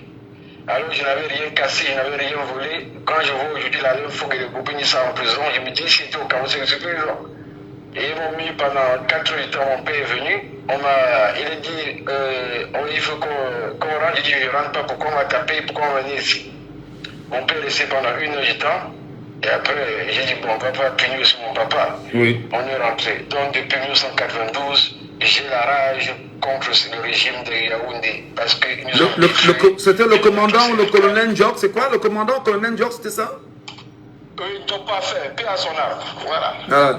C'est le commandant Ndiok pas fait, c'est ça. Voilà. Donc il vous a. Les gens sont en train de dire, faire savoir que 92, exactement, John Fundi a gagné parce qu'il était en résidence surveillée. Et les années s'avancent. Le changement qu'on a eu en 2018, c'est que John Fundi n'a pas réclamé sa victoire. Oui. Quand on a réclamé, le peuple n'a pas suivi. Moi, quand on a pris 15 jours au cours constitutionnel pour prouver les fraudes massives, le peuple n'a pas suivi. Mais aujourd'hui, vu la population pour 2025... Alors, permettez. Le peuple n'a pas suivi en 2018, quand vous dites justement, parce que si on s'en tient ce que vous dites, vous faites votre analyse, que Maurice Kamto aurait gagné en 2018 et le peuple ne l'a pas suivi, malgré la défense... Maurice Kamto a gagné en 2018. D'accord, vous dites qu'il a gagné. Alors, il a gagné pour vous en 2018, le peuple ne l'a pas suivi. Est-ce que donc, à nos jours, on peut dire qu'on a un peuple, je cherche le mot pour dire qui n'a aucun lien avec son avenir, dépouillé de son cerveau, dépouillé de ses ambitions, dépouillé de tout ce qui est utile, dévalorisé même ce peuple-là, quand il refuse justement de défendre son avenir. Michel, aujourd'hui, vu ce qui se passe, au Sénégal, en Afrique de l'Ouest en général, le peuple camerounais est prêt. Non mais le Sénégal, c'est pas le Cameroun, hein? Pour l'inscription. Hein? Le Sénégal, c'est pas le Cameroun, soyons d'accord. Non, c'est ce que les gens disent. Mais nous, je sais, j'ai eu dit en 92, on avait le film, on avait tout. Mais aujourd'hui, je vous dis, nous avons un leader qui nous a prouvé que les élections, on doit aller voter et suivre nos votes. Si on n'a rien appris pendant les 15 jours du cours constitutionnel, et que 2025, on a un peu plus tâtonné. Parce qu'on sait, il y a tous les angles qu'il faut faire, les citoyens camerounais ont appris. Mais vous parlez de quel citoyen camerounais en fait? Vous parlez de citoyen camerounais qui vous dit que ça ne sert à rien, que Elekam ne sert à rien. Est-ce que vous parlez de citoyen camerounais qui est en train de dire aujourd'hui que ça ne sert à rien de s'inscrire parce qu'on sait qui a gagné? Vous parlez de quel citoyen concrètement? Non, ce n'est pas la majorité. Michel, est-ce qu'en 2018, vous avez lancé la campagne pour l'inscription vous-même, en personne? Vous le faites aujourd'hui? Ben oui, disons, oui, bien sûr. Voilà. Oui. Donc il y a beaucoup de personnes qui vous réalisent. Aujourd'hui, nous vous félicitons déjà fait devoir faire cela, ces gestes. Vu votre catégorie en tant que journaliste, beaucoup de gens vont vous suivre. D'ici 2025. Est-ce que BDK avait demandé il faut qu'on va s'inscrire sur les électorales?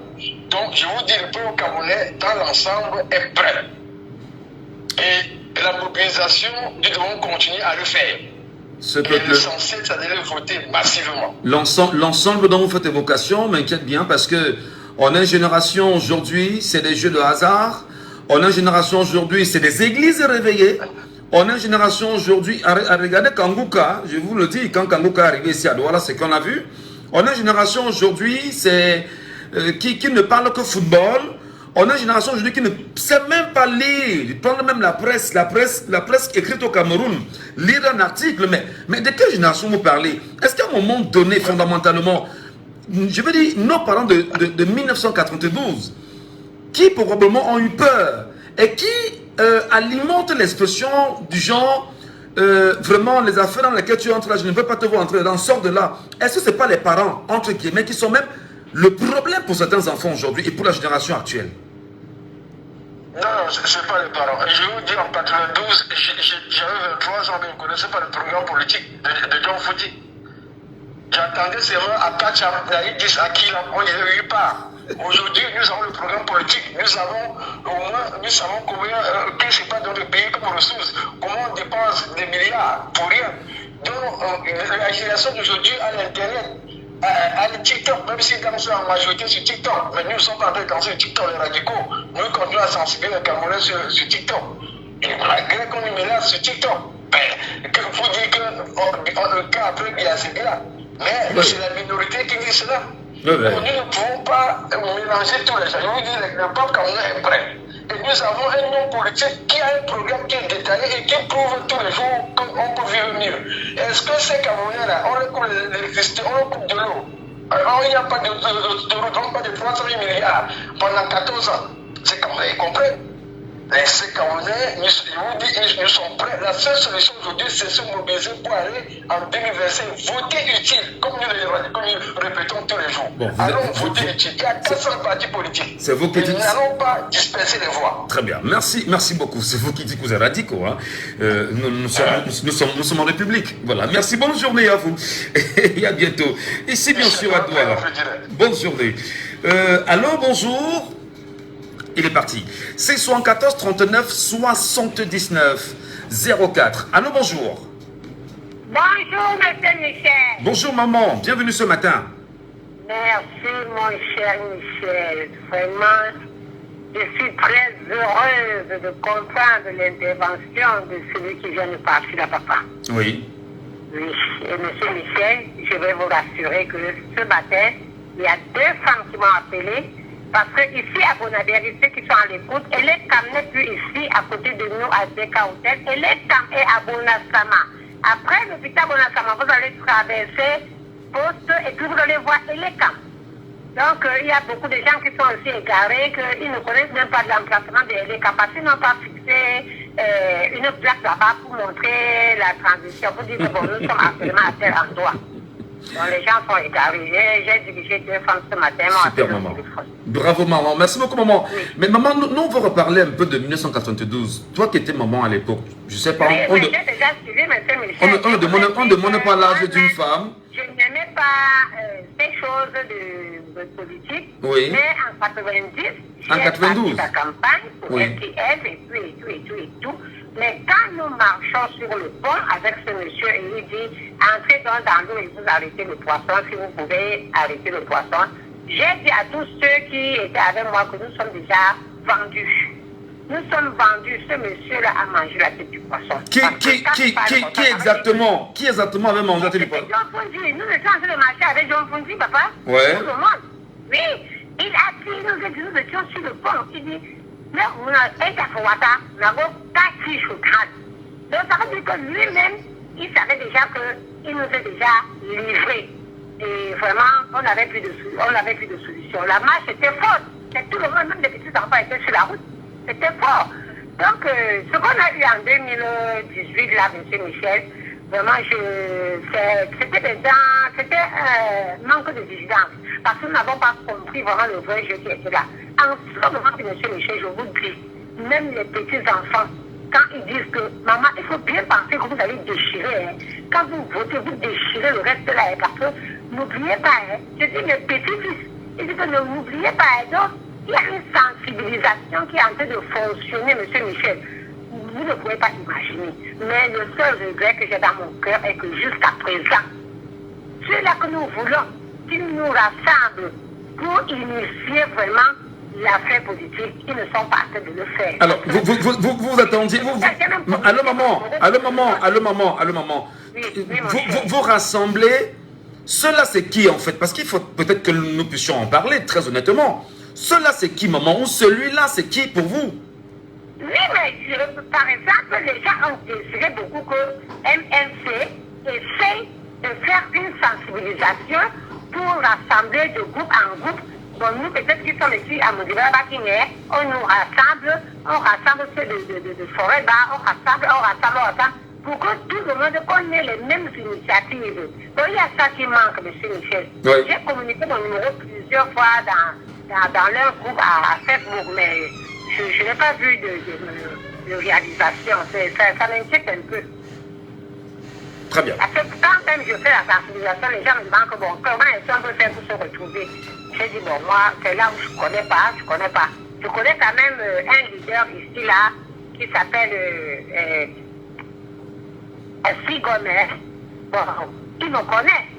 C'est un ancien retraité, bon. Il me connaît. Il connaît même là où il faut me trouver, mais il sait que D'accord, maman. Merci beaucoup, maman, pour votre réaction ce matin. Et vraiment, passez une très bonne journée, chère maman. Merci pour tout ce que vous faites, M. Michel. Je vous en prie. Sur WhatsApp, on a un auditeur qui nous attend. Allô, bonjour. Bonjour, monsieur. Bienvenue sur Jambo FM. Nous sommes au Cameroun, la fréquence est 91. Nous vous appelons comment? C'est Herman depuis Lyon. Herman depuis Lyon. Herman, aviez-vous une bribe d'idées sur l'histoire du Cameroun en 1992? Qu'est-ce que vous aviez lu? Qu'est-ce qu'on vous a enseigné? Qu'est-ce que vous connaissez de 1992? Oui, bon, je ne peux pas bien me prononcer sur l'histoire politique du Cameroun en 1992 parce que bon, j'étais encore très petit. Oui. 5-6 ans par là. Bon, j'étais encore petit, on habitait dans la ville de Tcham, principalement à la gare routière. Oui. Bon, et il y avait la grève qui se passait autour de nous. On a tiré sur un monsieur que ma maman a fait les premiers soins et l'a mené à l'hôpital. Donc c'est tout ce que je retiens. Et je sais qu'on disait qu'il y a un candidat John Fundi qui a gagné les élections. C'est tout ce que je retiens.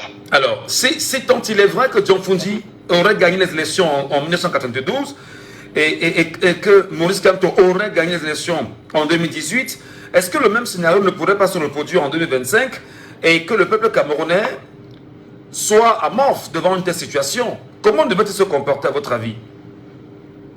Oui, pour le peuple camerounais, principalement les jeunes, je vois qu'ils ne sont pas assez ancrés dans la politique. Mais avec le travail que vous faites, il y a des prises de conscience qui sont en train de se dénuer. Il y a des prises de conscience déjà qui sont effectives.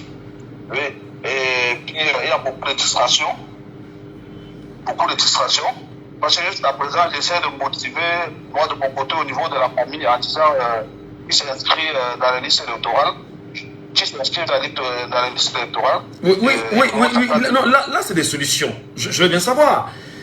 s'il fallait justement conscientiser, amener ce peuple à comprendre, quels sont les leviers sur lesquels vous vous appuierez? Qu'est-ce que vous dites justement aux gens pour qu'ils s'inscrivent sur les listes électorales? Quel message vous leur transmettez au quotidien? Oui, je leur dis cela à venir. Je leur dis cela à venir. Mais vous leur dites que c'est leur avenir sur la base de quoi? Est-ce qu'il y a des éléments d'histoire que vous leur restituez?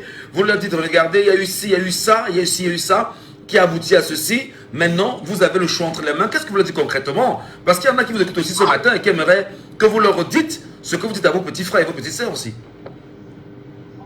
Oui, qu'est-ce que je leur dis? Je leur dis que l'inscription sur les listes électorales, c'est l'avenir de demain.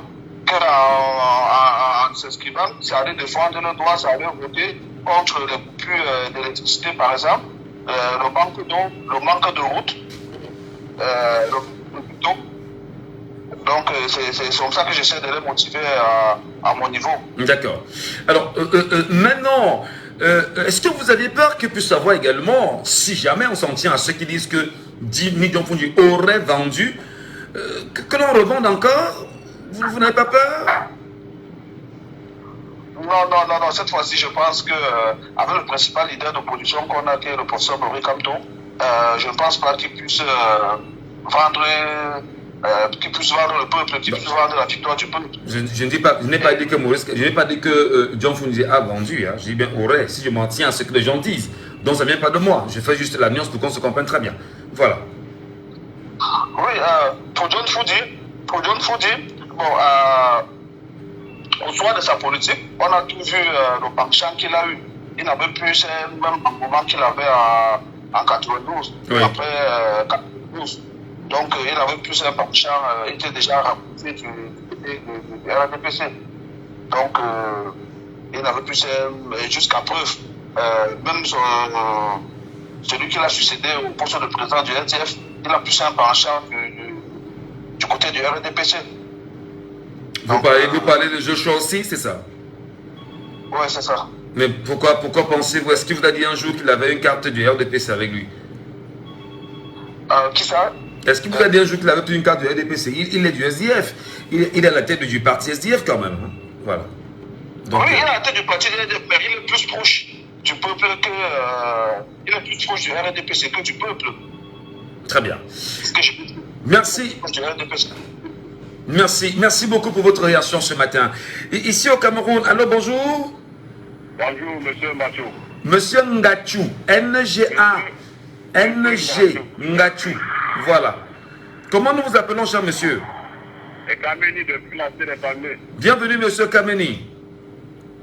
Ok, monsieur Ngachu. Monsieur Ngachu, pas Mbachu, Ngachu. D'accord. Monsieur Ngachu, en 2012, tout ce qui me concerne, j'étais pas. J'étais né, mais j'étais encore un nourrisson. Oui. Et ma maman me dit que en 92, elle a fui les émeutes. Elle a fui les émeutes avec moi entre ses mains. Bon, ce que je vais dire, monsieur Ngachu, vous savez, nos devanciers, nos grands frères, ils ont laissé le combat qui était la leur, ils ont laissé ce combat-là. Les grands frères vous ont laissé le combat? Mais ceux de 92, ils ont laissé leur combat. Oui. Parce que ce que nous sommes en train de faire maintenant, c'est le combat qu'ils devaient faire en 92. Les gens disent que non,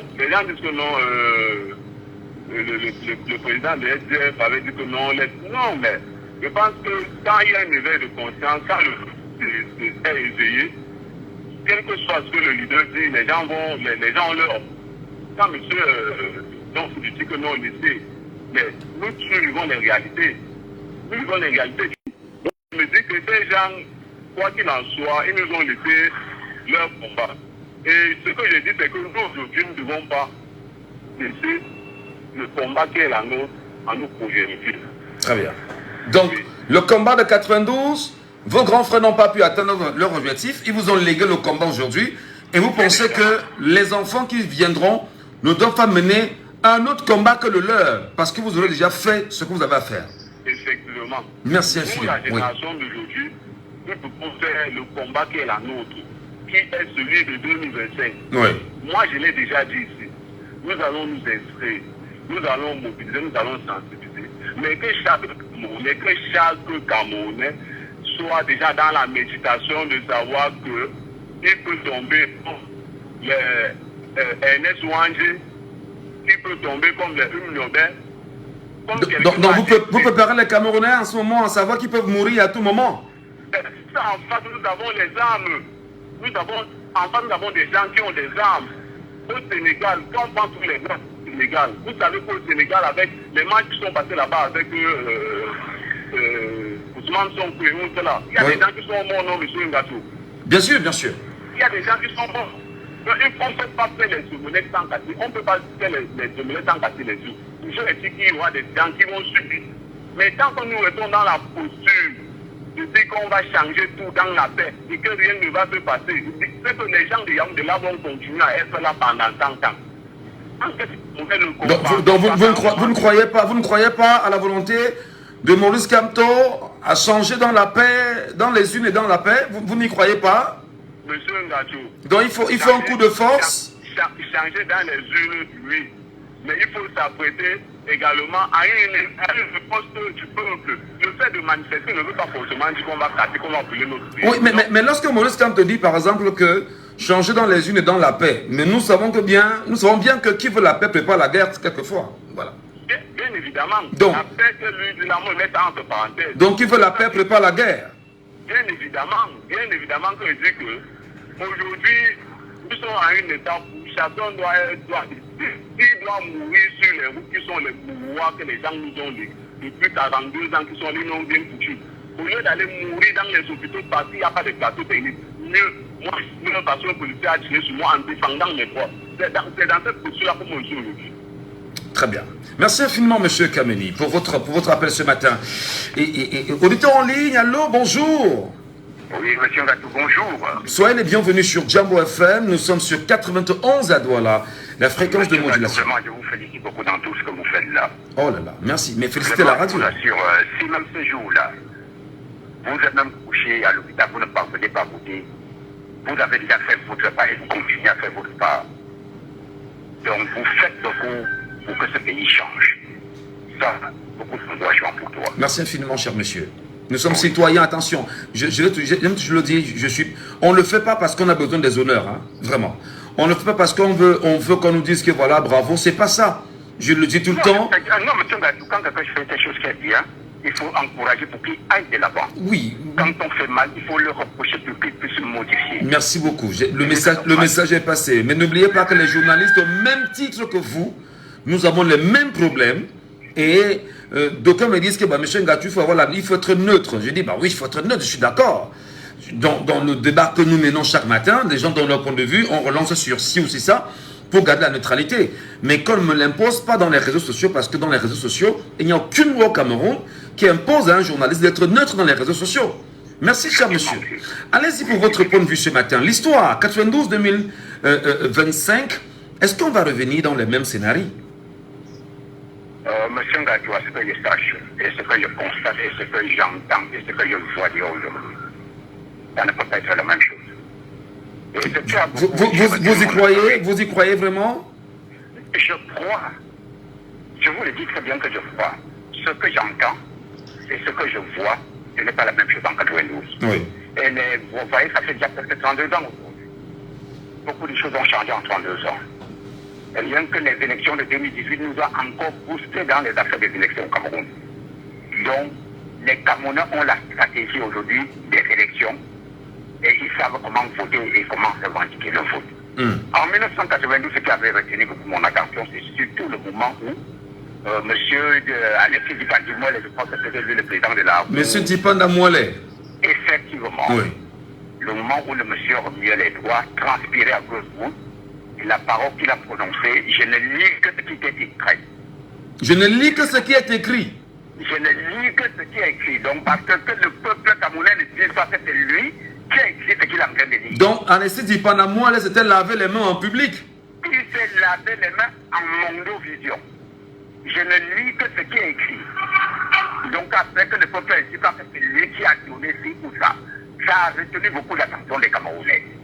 Et quand il a fini par lire, on a vu ce qu'on a vu. vraiment, les Camerounais étaient choqués. Et comme nous étions encore allés... Et ils ont fait quoi? Ils ont fait quoi après qu'ils soient choqués? Non, en fait, quand on veut prendre les exemples par rapport aux leaders, c'est surtout le président Nico Fuji que beaucoup de personnes pouvaient suivre. Mais à un certain niveau, il a fait ce qu'il a fait, que les gens ont beaucoup témoigné. On a relâché. Et ça nous a enseigné en même temps. Ça nous a beaucoup enseigné. Ce qui veut dire qu'en 2027, ça ne peut plus se répéter. Si jamais c'est le pouvoir qui gagne les élections, que le pouvoir soit installé. Si c'est l'opposition qui gagne les élections, il faudrait qu'on donne la place à l'opposition. Oui, mais si le scénario du Gabon se reproduit, vous faites quoi? Pour le moment, on ne peut pas mettre tout sur la place publique. Non. Pourquoi? Il faut en parler. C'est ça le débat. Si le scénario du Gabon se reproduit, vous faites quoi? Si le scénario du Gabon se reproduit, parce que quand on dit qu'un peuple a un leader, si le leader dit à son peuple, c'est comme ça, on va le suivre. Mais il nous dit ça, et tant devant. On suit le leader. Parce que quand le leader vous abandonne, quand un berger abandonne les brebis, qu'est-ce qui se passe? Tout le monde se distrait. Mais je crois que si notre leader tient comme il a besoin de tenir, parce que dans des compétitions mondiales, il y a toujours des personnes qui se démarquent. Nous avons un leader au Cameroun actuellement qui se démarque en vrai et que les personnes peuvent en témoigner. Et nous l'encourageons pour ça. Et ce sont déjà des leaders que nous faisons. Donc, vraiment, sans vous mentir, ce que je constate, les Camerounais sont prêts pour les élections de 2025. Beaucoup de personnes que vous allez... C'est bon, mais qui ne sont pas encore ici, et pourtant, ils veulent faire des électeurs dans leur couche. C'est ce que je rencontre tous les jours. Beaucoup de Camerounais s'expriment, M. Ndaki, qu'on ne vous ment pas. On attend que le jour J, comme on a l'habitude de dire, il y aura élection au Cameroun. Et les Camerounais vont voter. Je vous assure, nous sommes dehors du premier au centre, nous parcourons du nord aussi de l'ouest à l'ouest. On voit tout ce qui se passe dehors. Donc vous nous rassurez que 2025, vous veillerez naturellement, non seulement vous voterez, vous surveillerez et vous défendrez. Si c'est le cas, ça doit être comme vous le dites. Je veux plus déjà, enfin, j'étais en position de ma carte d'électeur. J'attends le jour. Donc, ça veut dire que quoi?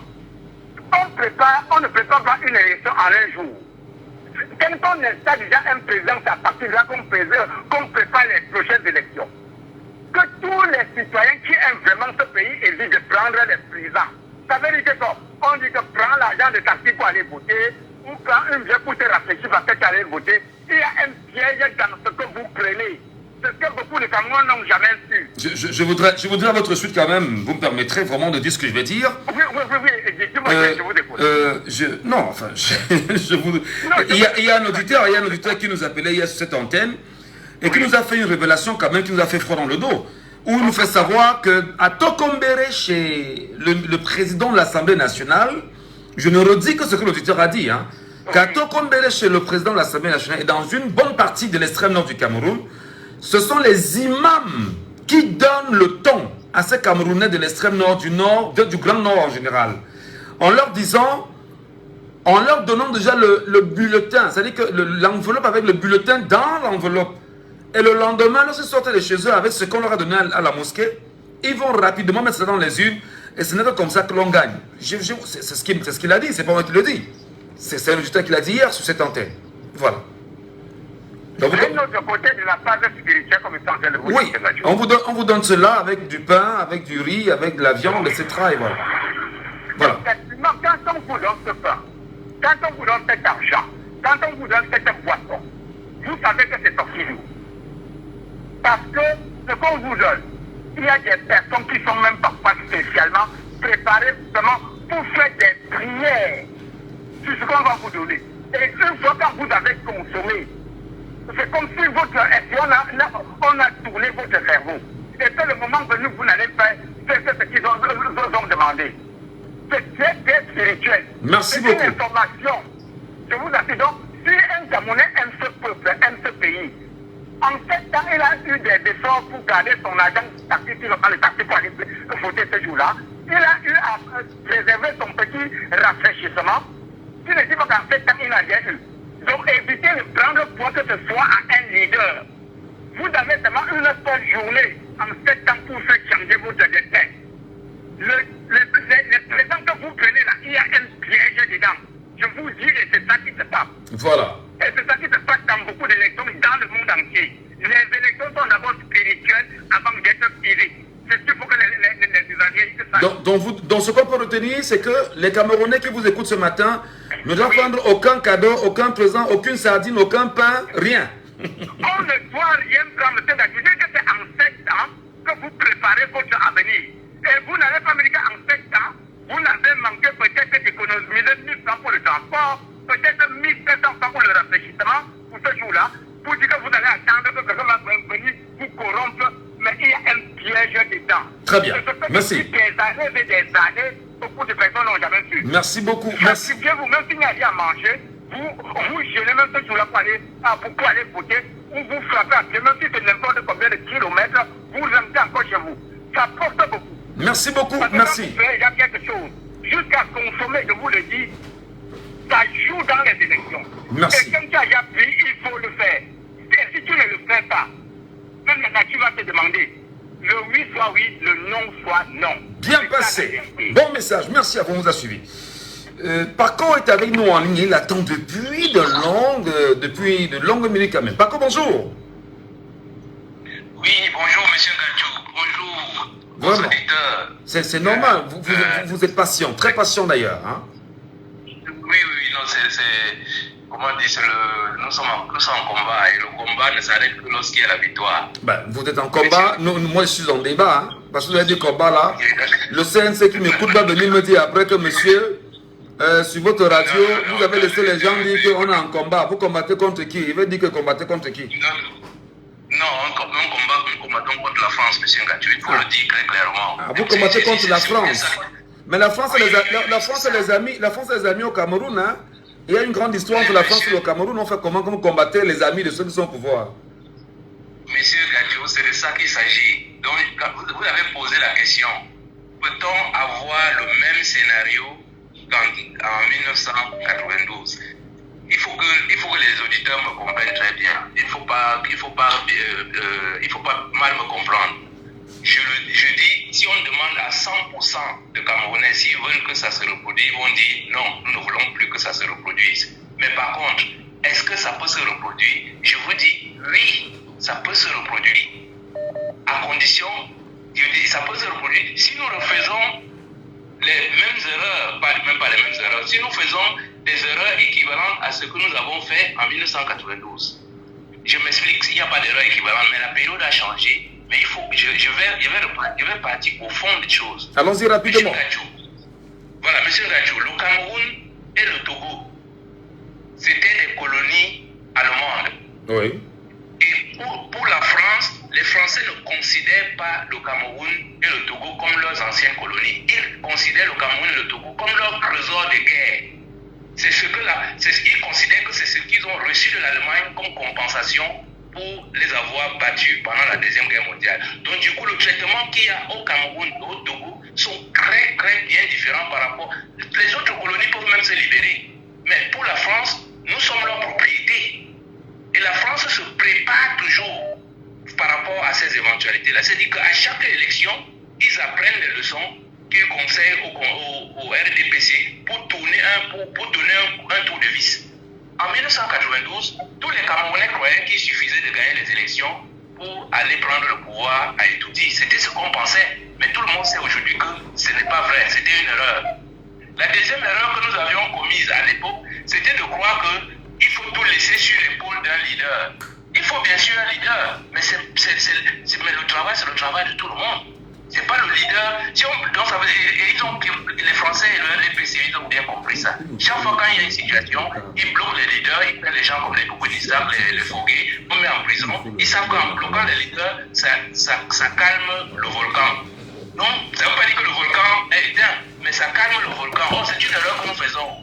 Si ça s'est reproduit, quand vous dites est-ce que ça peut se reproduire, je dis oui, puisque ça s'est reproduit en 2018. Ça a eu lieu en 2018.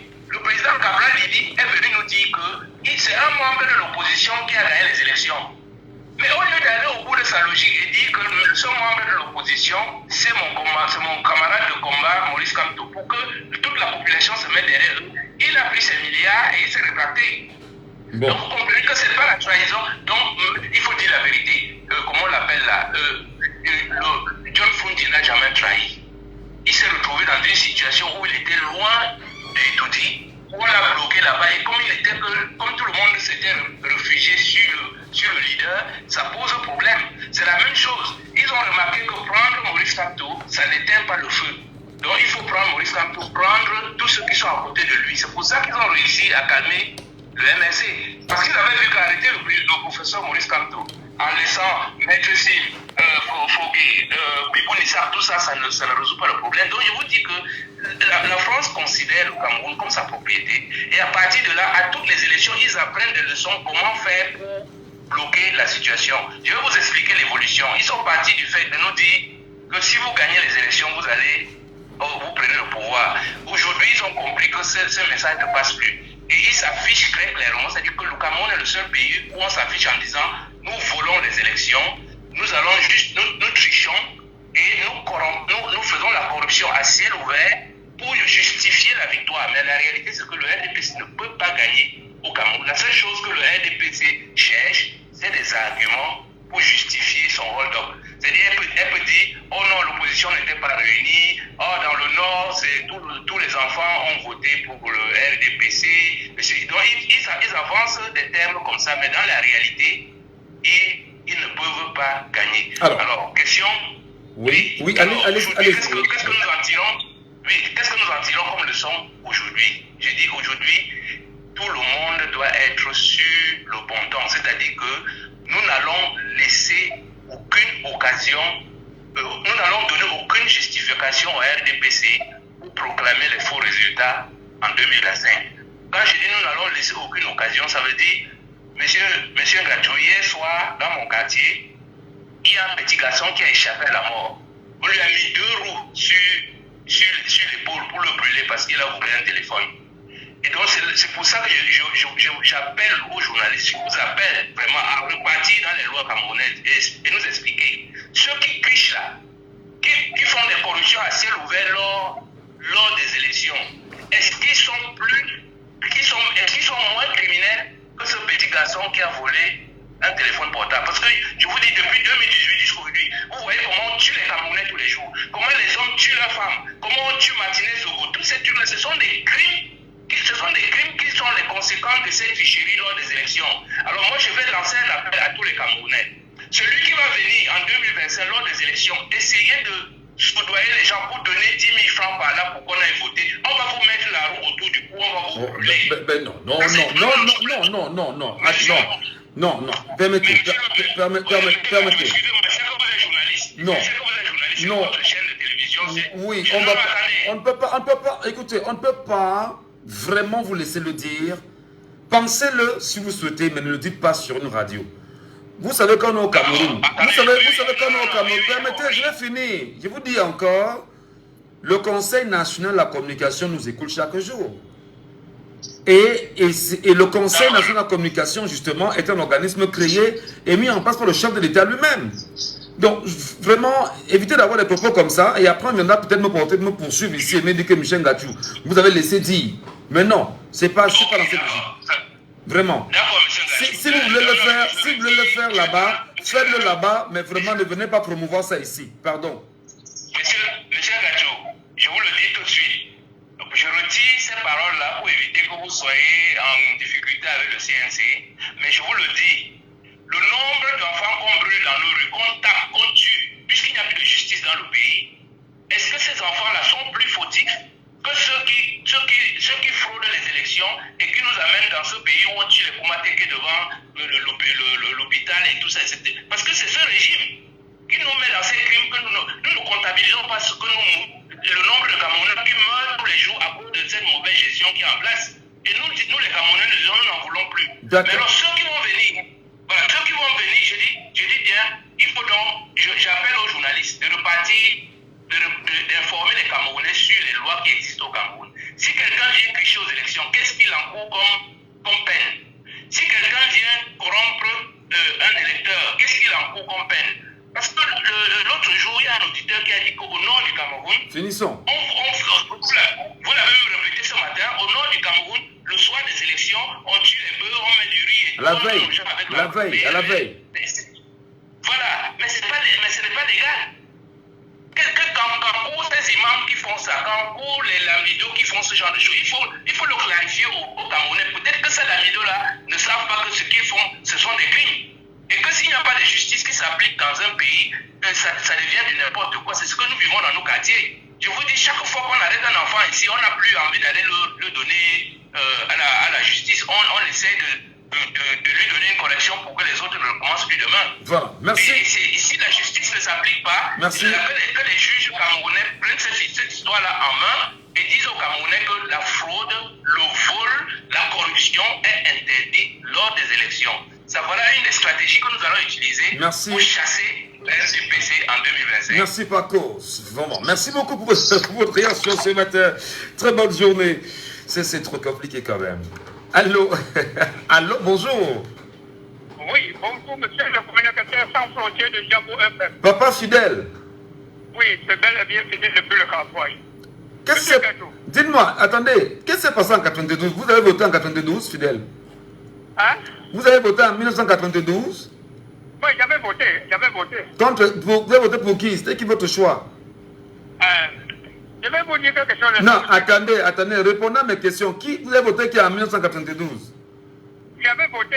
Oui, vous avez voté qui? J'avais voté qui? Oui. Celui qui soulevait la main, D'accord, Midjon Frundi. J'avais voté Power to the People. Alors, il avait gagné ou n'avait pas gagné? Il faut déjà BBC Afrique. À l'époque là, je travaillais au Canada. À BBC Afrique, après le résultat, j'avais suivi bien que Power to the People a gagné les élections dans sa République du Cameroun. C'était pour le continent, c'était le République du Cameroun. Il avait bien gagné. À BBC? Alors, qu'est-ce qui s'est passé? Je vais vous conter une histoire. On est resté à la maison pour attendre la victoire.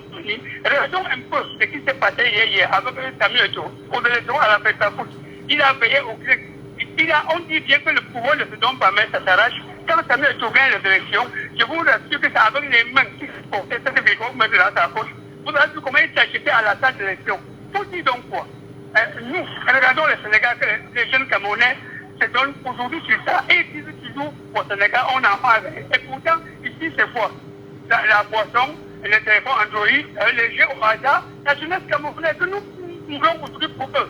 Ils ne s'aiment même pas dans l'affaire. Hein? Ça va de l'autre côté. Pour dire quoi? Si on veut suivre ce que Samuel Eto'o, c'est un jeune. Comment il a pris les élections à la FECAFA? Ce que je vais demander aux jeunes de s'inscrire massivement et de veiller à leur électorat massivement. Je ne comprends pas comment un jeune va prendre 10 000 francs pour manger pour 40 ans ou pour 35 ans. 10 000 francs pour commission de la vie. C'est pas parce que le devoir de venir dans 10 000 francs, ce n'est pas l'argent de la ration de 3 jours dans un foyer.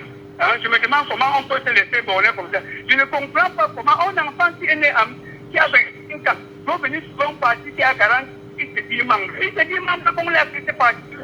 Il connaît que le parti a été créé pour.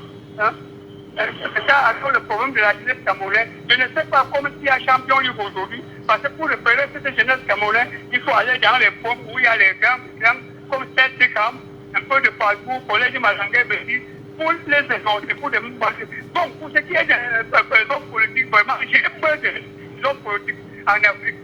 J'entends encore en Côte d'Ivoire que Laurent Gbagbo, après avoir 10 ans de prison, revient parti qui sera candidat. Et dans un Cameroun, 40 millions d'habitants, 300% quelque chose de parti, on va où? Est-ce que l'idée de coller la photo sur les photos électriques? Non, ce n'est pas ça. Je demande donc à ces parents-là qui veulent nous parler, qui veulent parler de la jeunesse, de se soumettre aux meilleurs leaders. Comme chaque jour on prononce les noms. Franchement, le Cameroun ne mérite pas d'avoir 4 leaders politiques pour le moment. On devait avoir la gauche et la droite. Voilà. Merci beaucoup, fidèle. Papa fidèle, bonne journée à vous. Merci beaucoup. Prenons un auditeur justement sur WhatsApp qui nous attend depuis un petit moment. Allô, cher monsieur, bonjour. Oui, bonjour, Michel. Comment nous vous appelons? Guy. Guy nous appelle d'où? De Paris. De Paris, d'accord. Alors, Guy, vous êtes naturellement le dernier auditeur de ce matin. Comment vous expliquez, enfin, du moins, quel est votre regard sur 2025 en vous appuyant sur ce qui s'est passé en 92 et en 2018, si je me permets? Voilà, j'ai bien compris votre question, monsieur. Gatou, j'ai même suivi quelques-uns de vos auditeurs. Votre question est bien claire. C'est vrai qu'en 92, j'étais pas au Cameroun, mais j'ai fait juste une petite comptabilité en disant de 92, enfin de 82 à 92, ça faisait que 10 ans que le système était en place.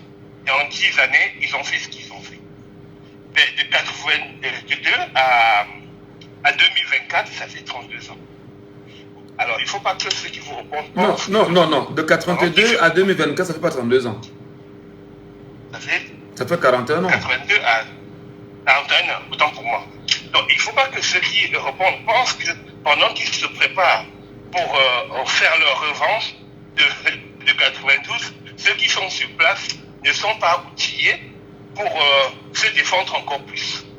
C'est ça le problème. C'est qu'aujourd'hui, si déjà en moins de 10 ans, le système a réussi à battre en brèche, que ce soit la supposée victoire de Fouti ou celle de Comto, ça veut dire que demain, ils seront encore plus outillés pour se défendre. Donc, est-ce que concrètement, le peuple camerounais, ceux-là qui veulent le changement, est-ce qu'ils ont une meilleure stratégie, de manière concrète, est-ce qu'ils mettent en place pour parer à cela?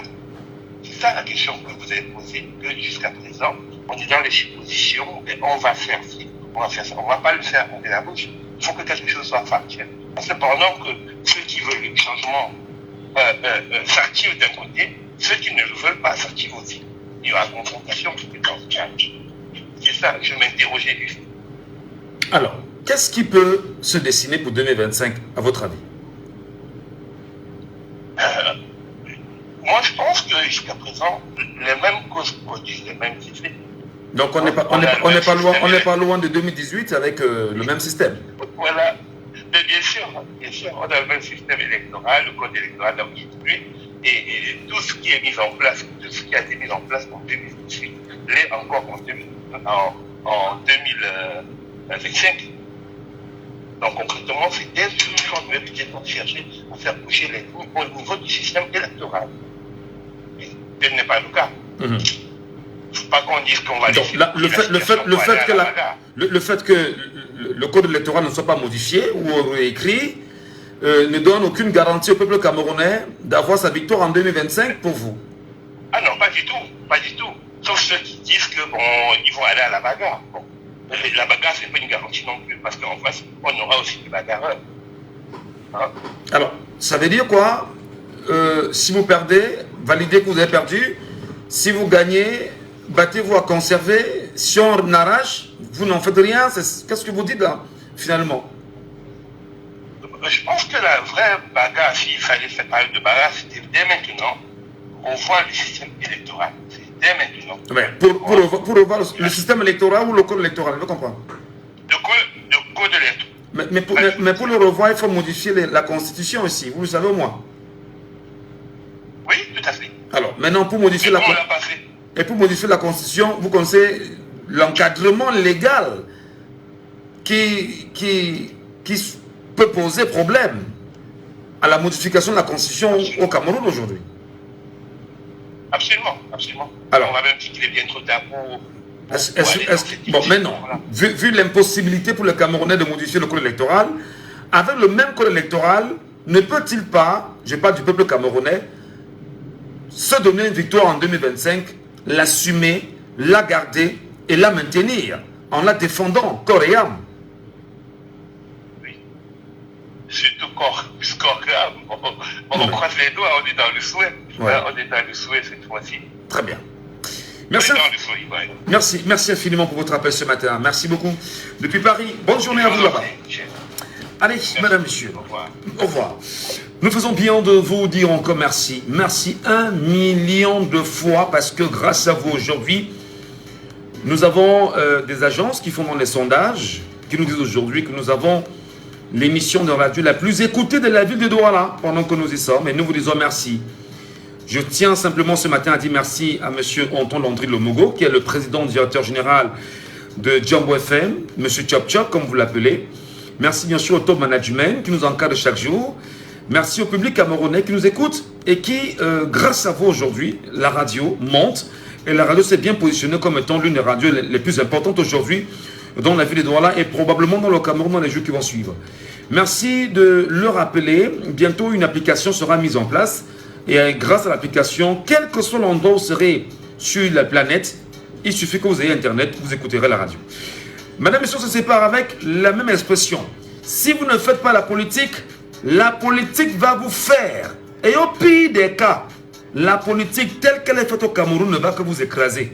À demain, 9h. C'était Laissons parler les gens, que vous pourrez réécouter en podcast sur notre page Facebook Jambo FM 91.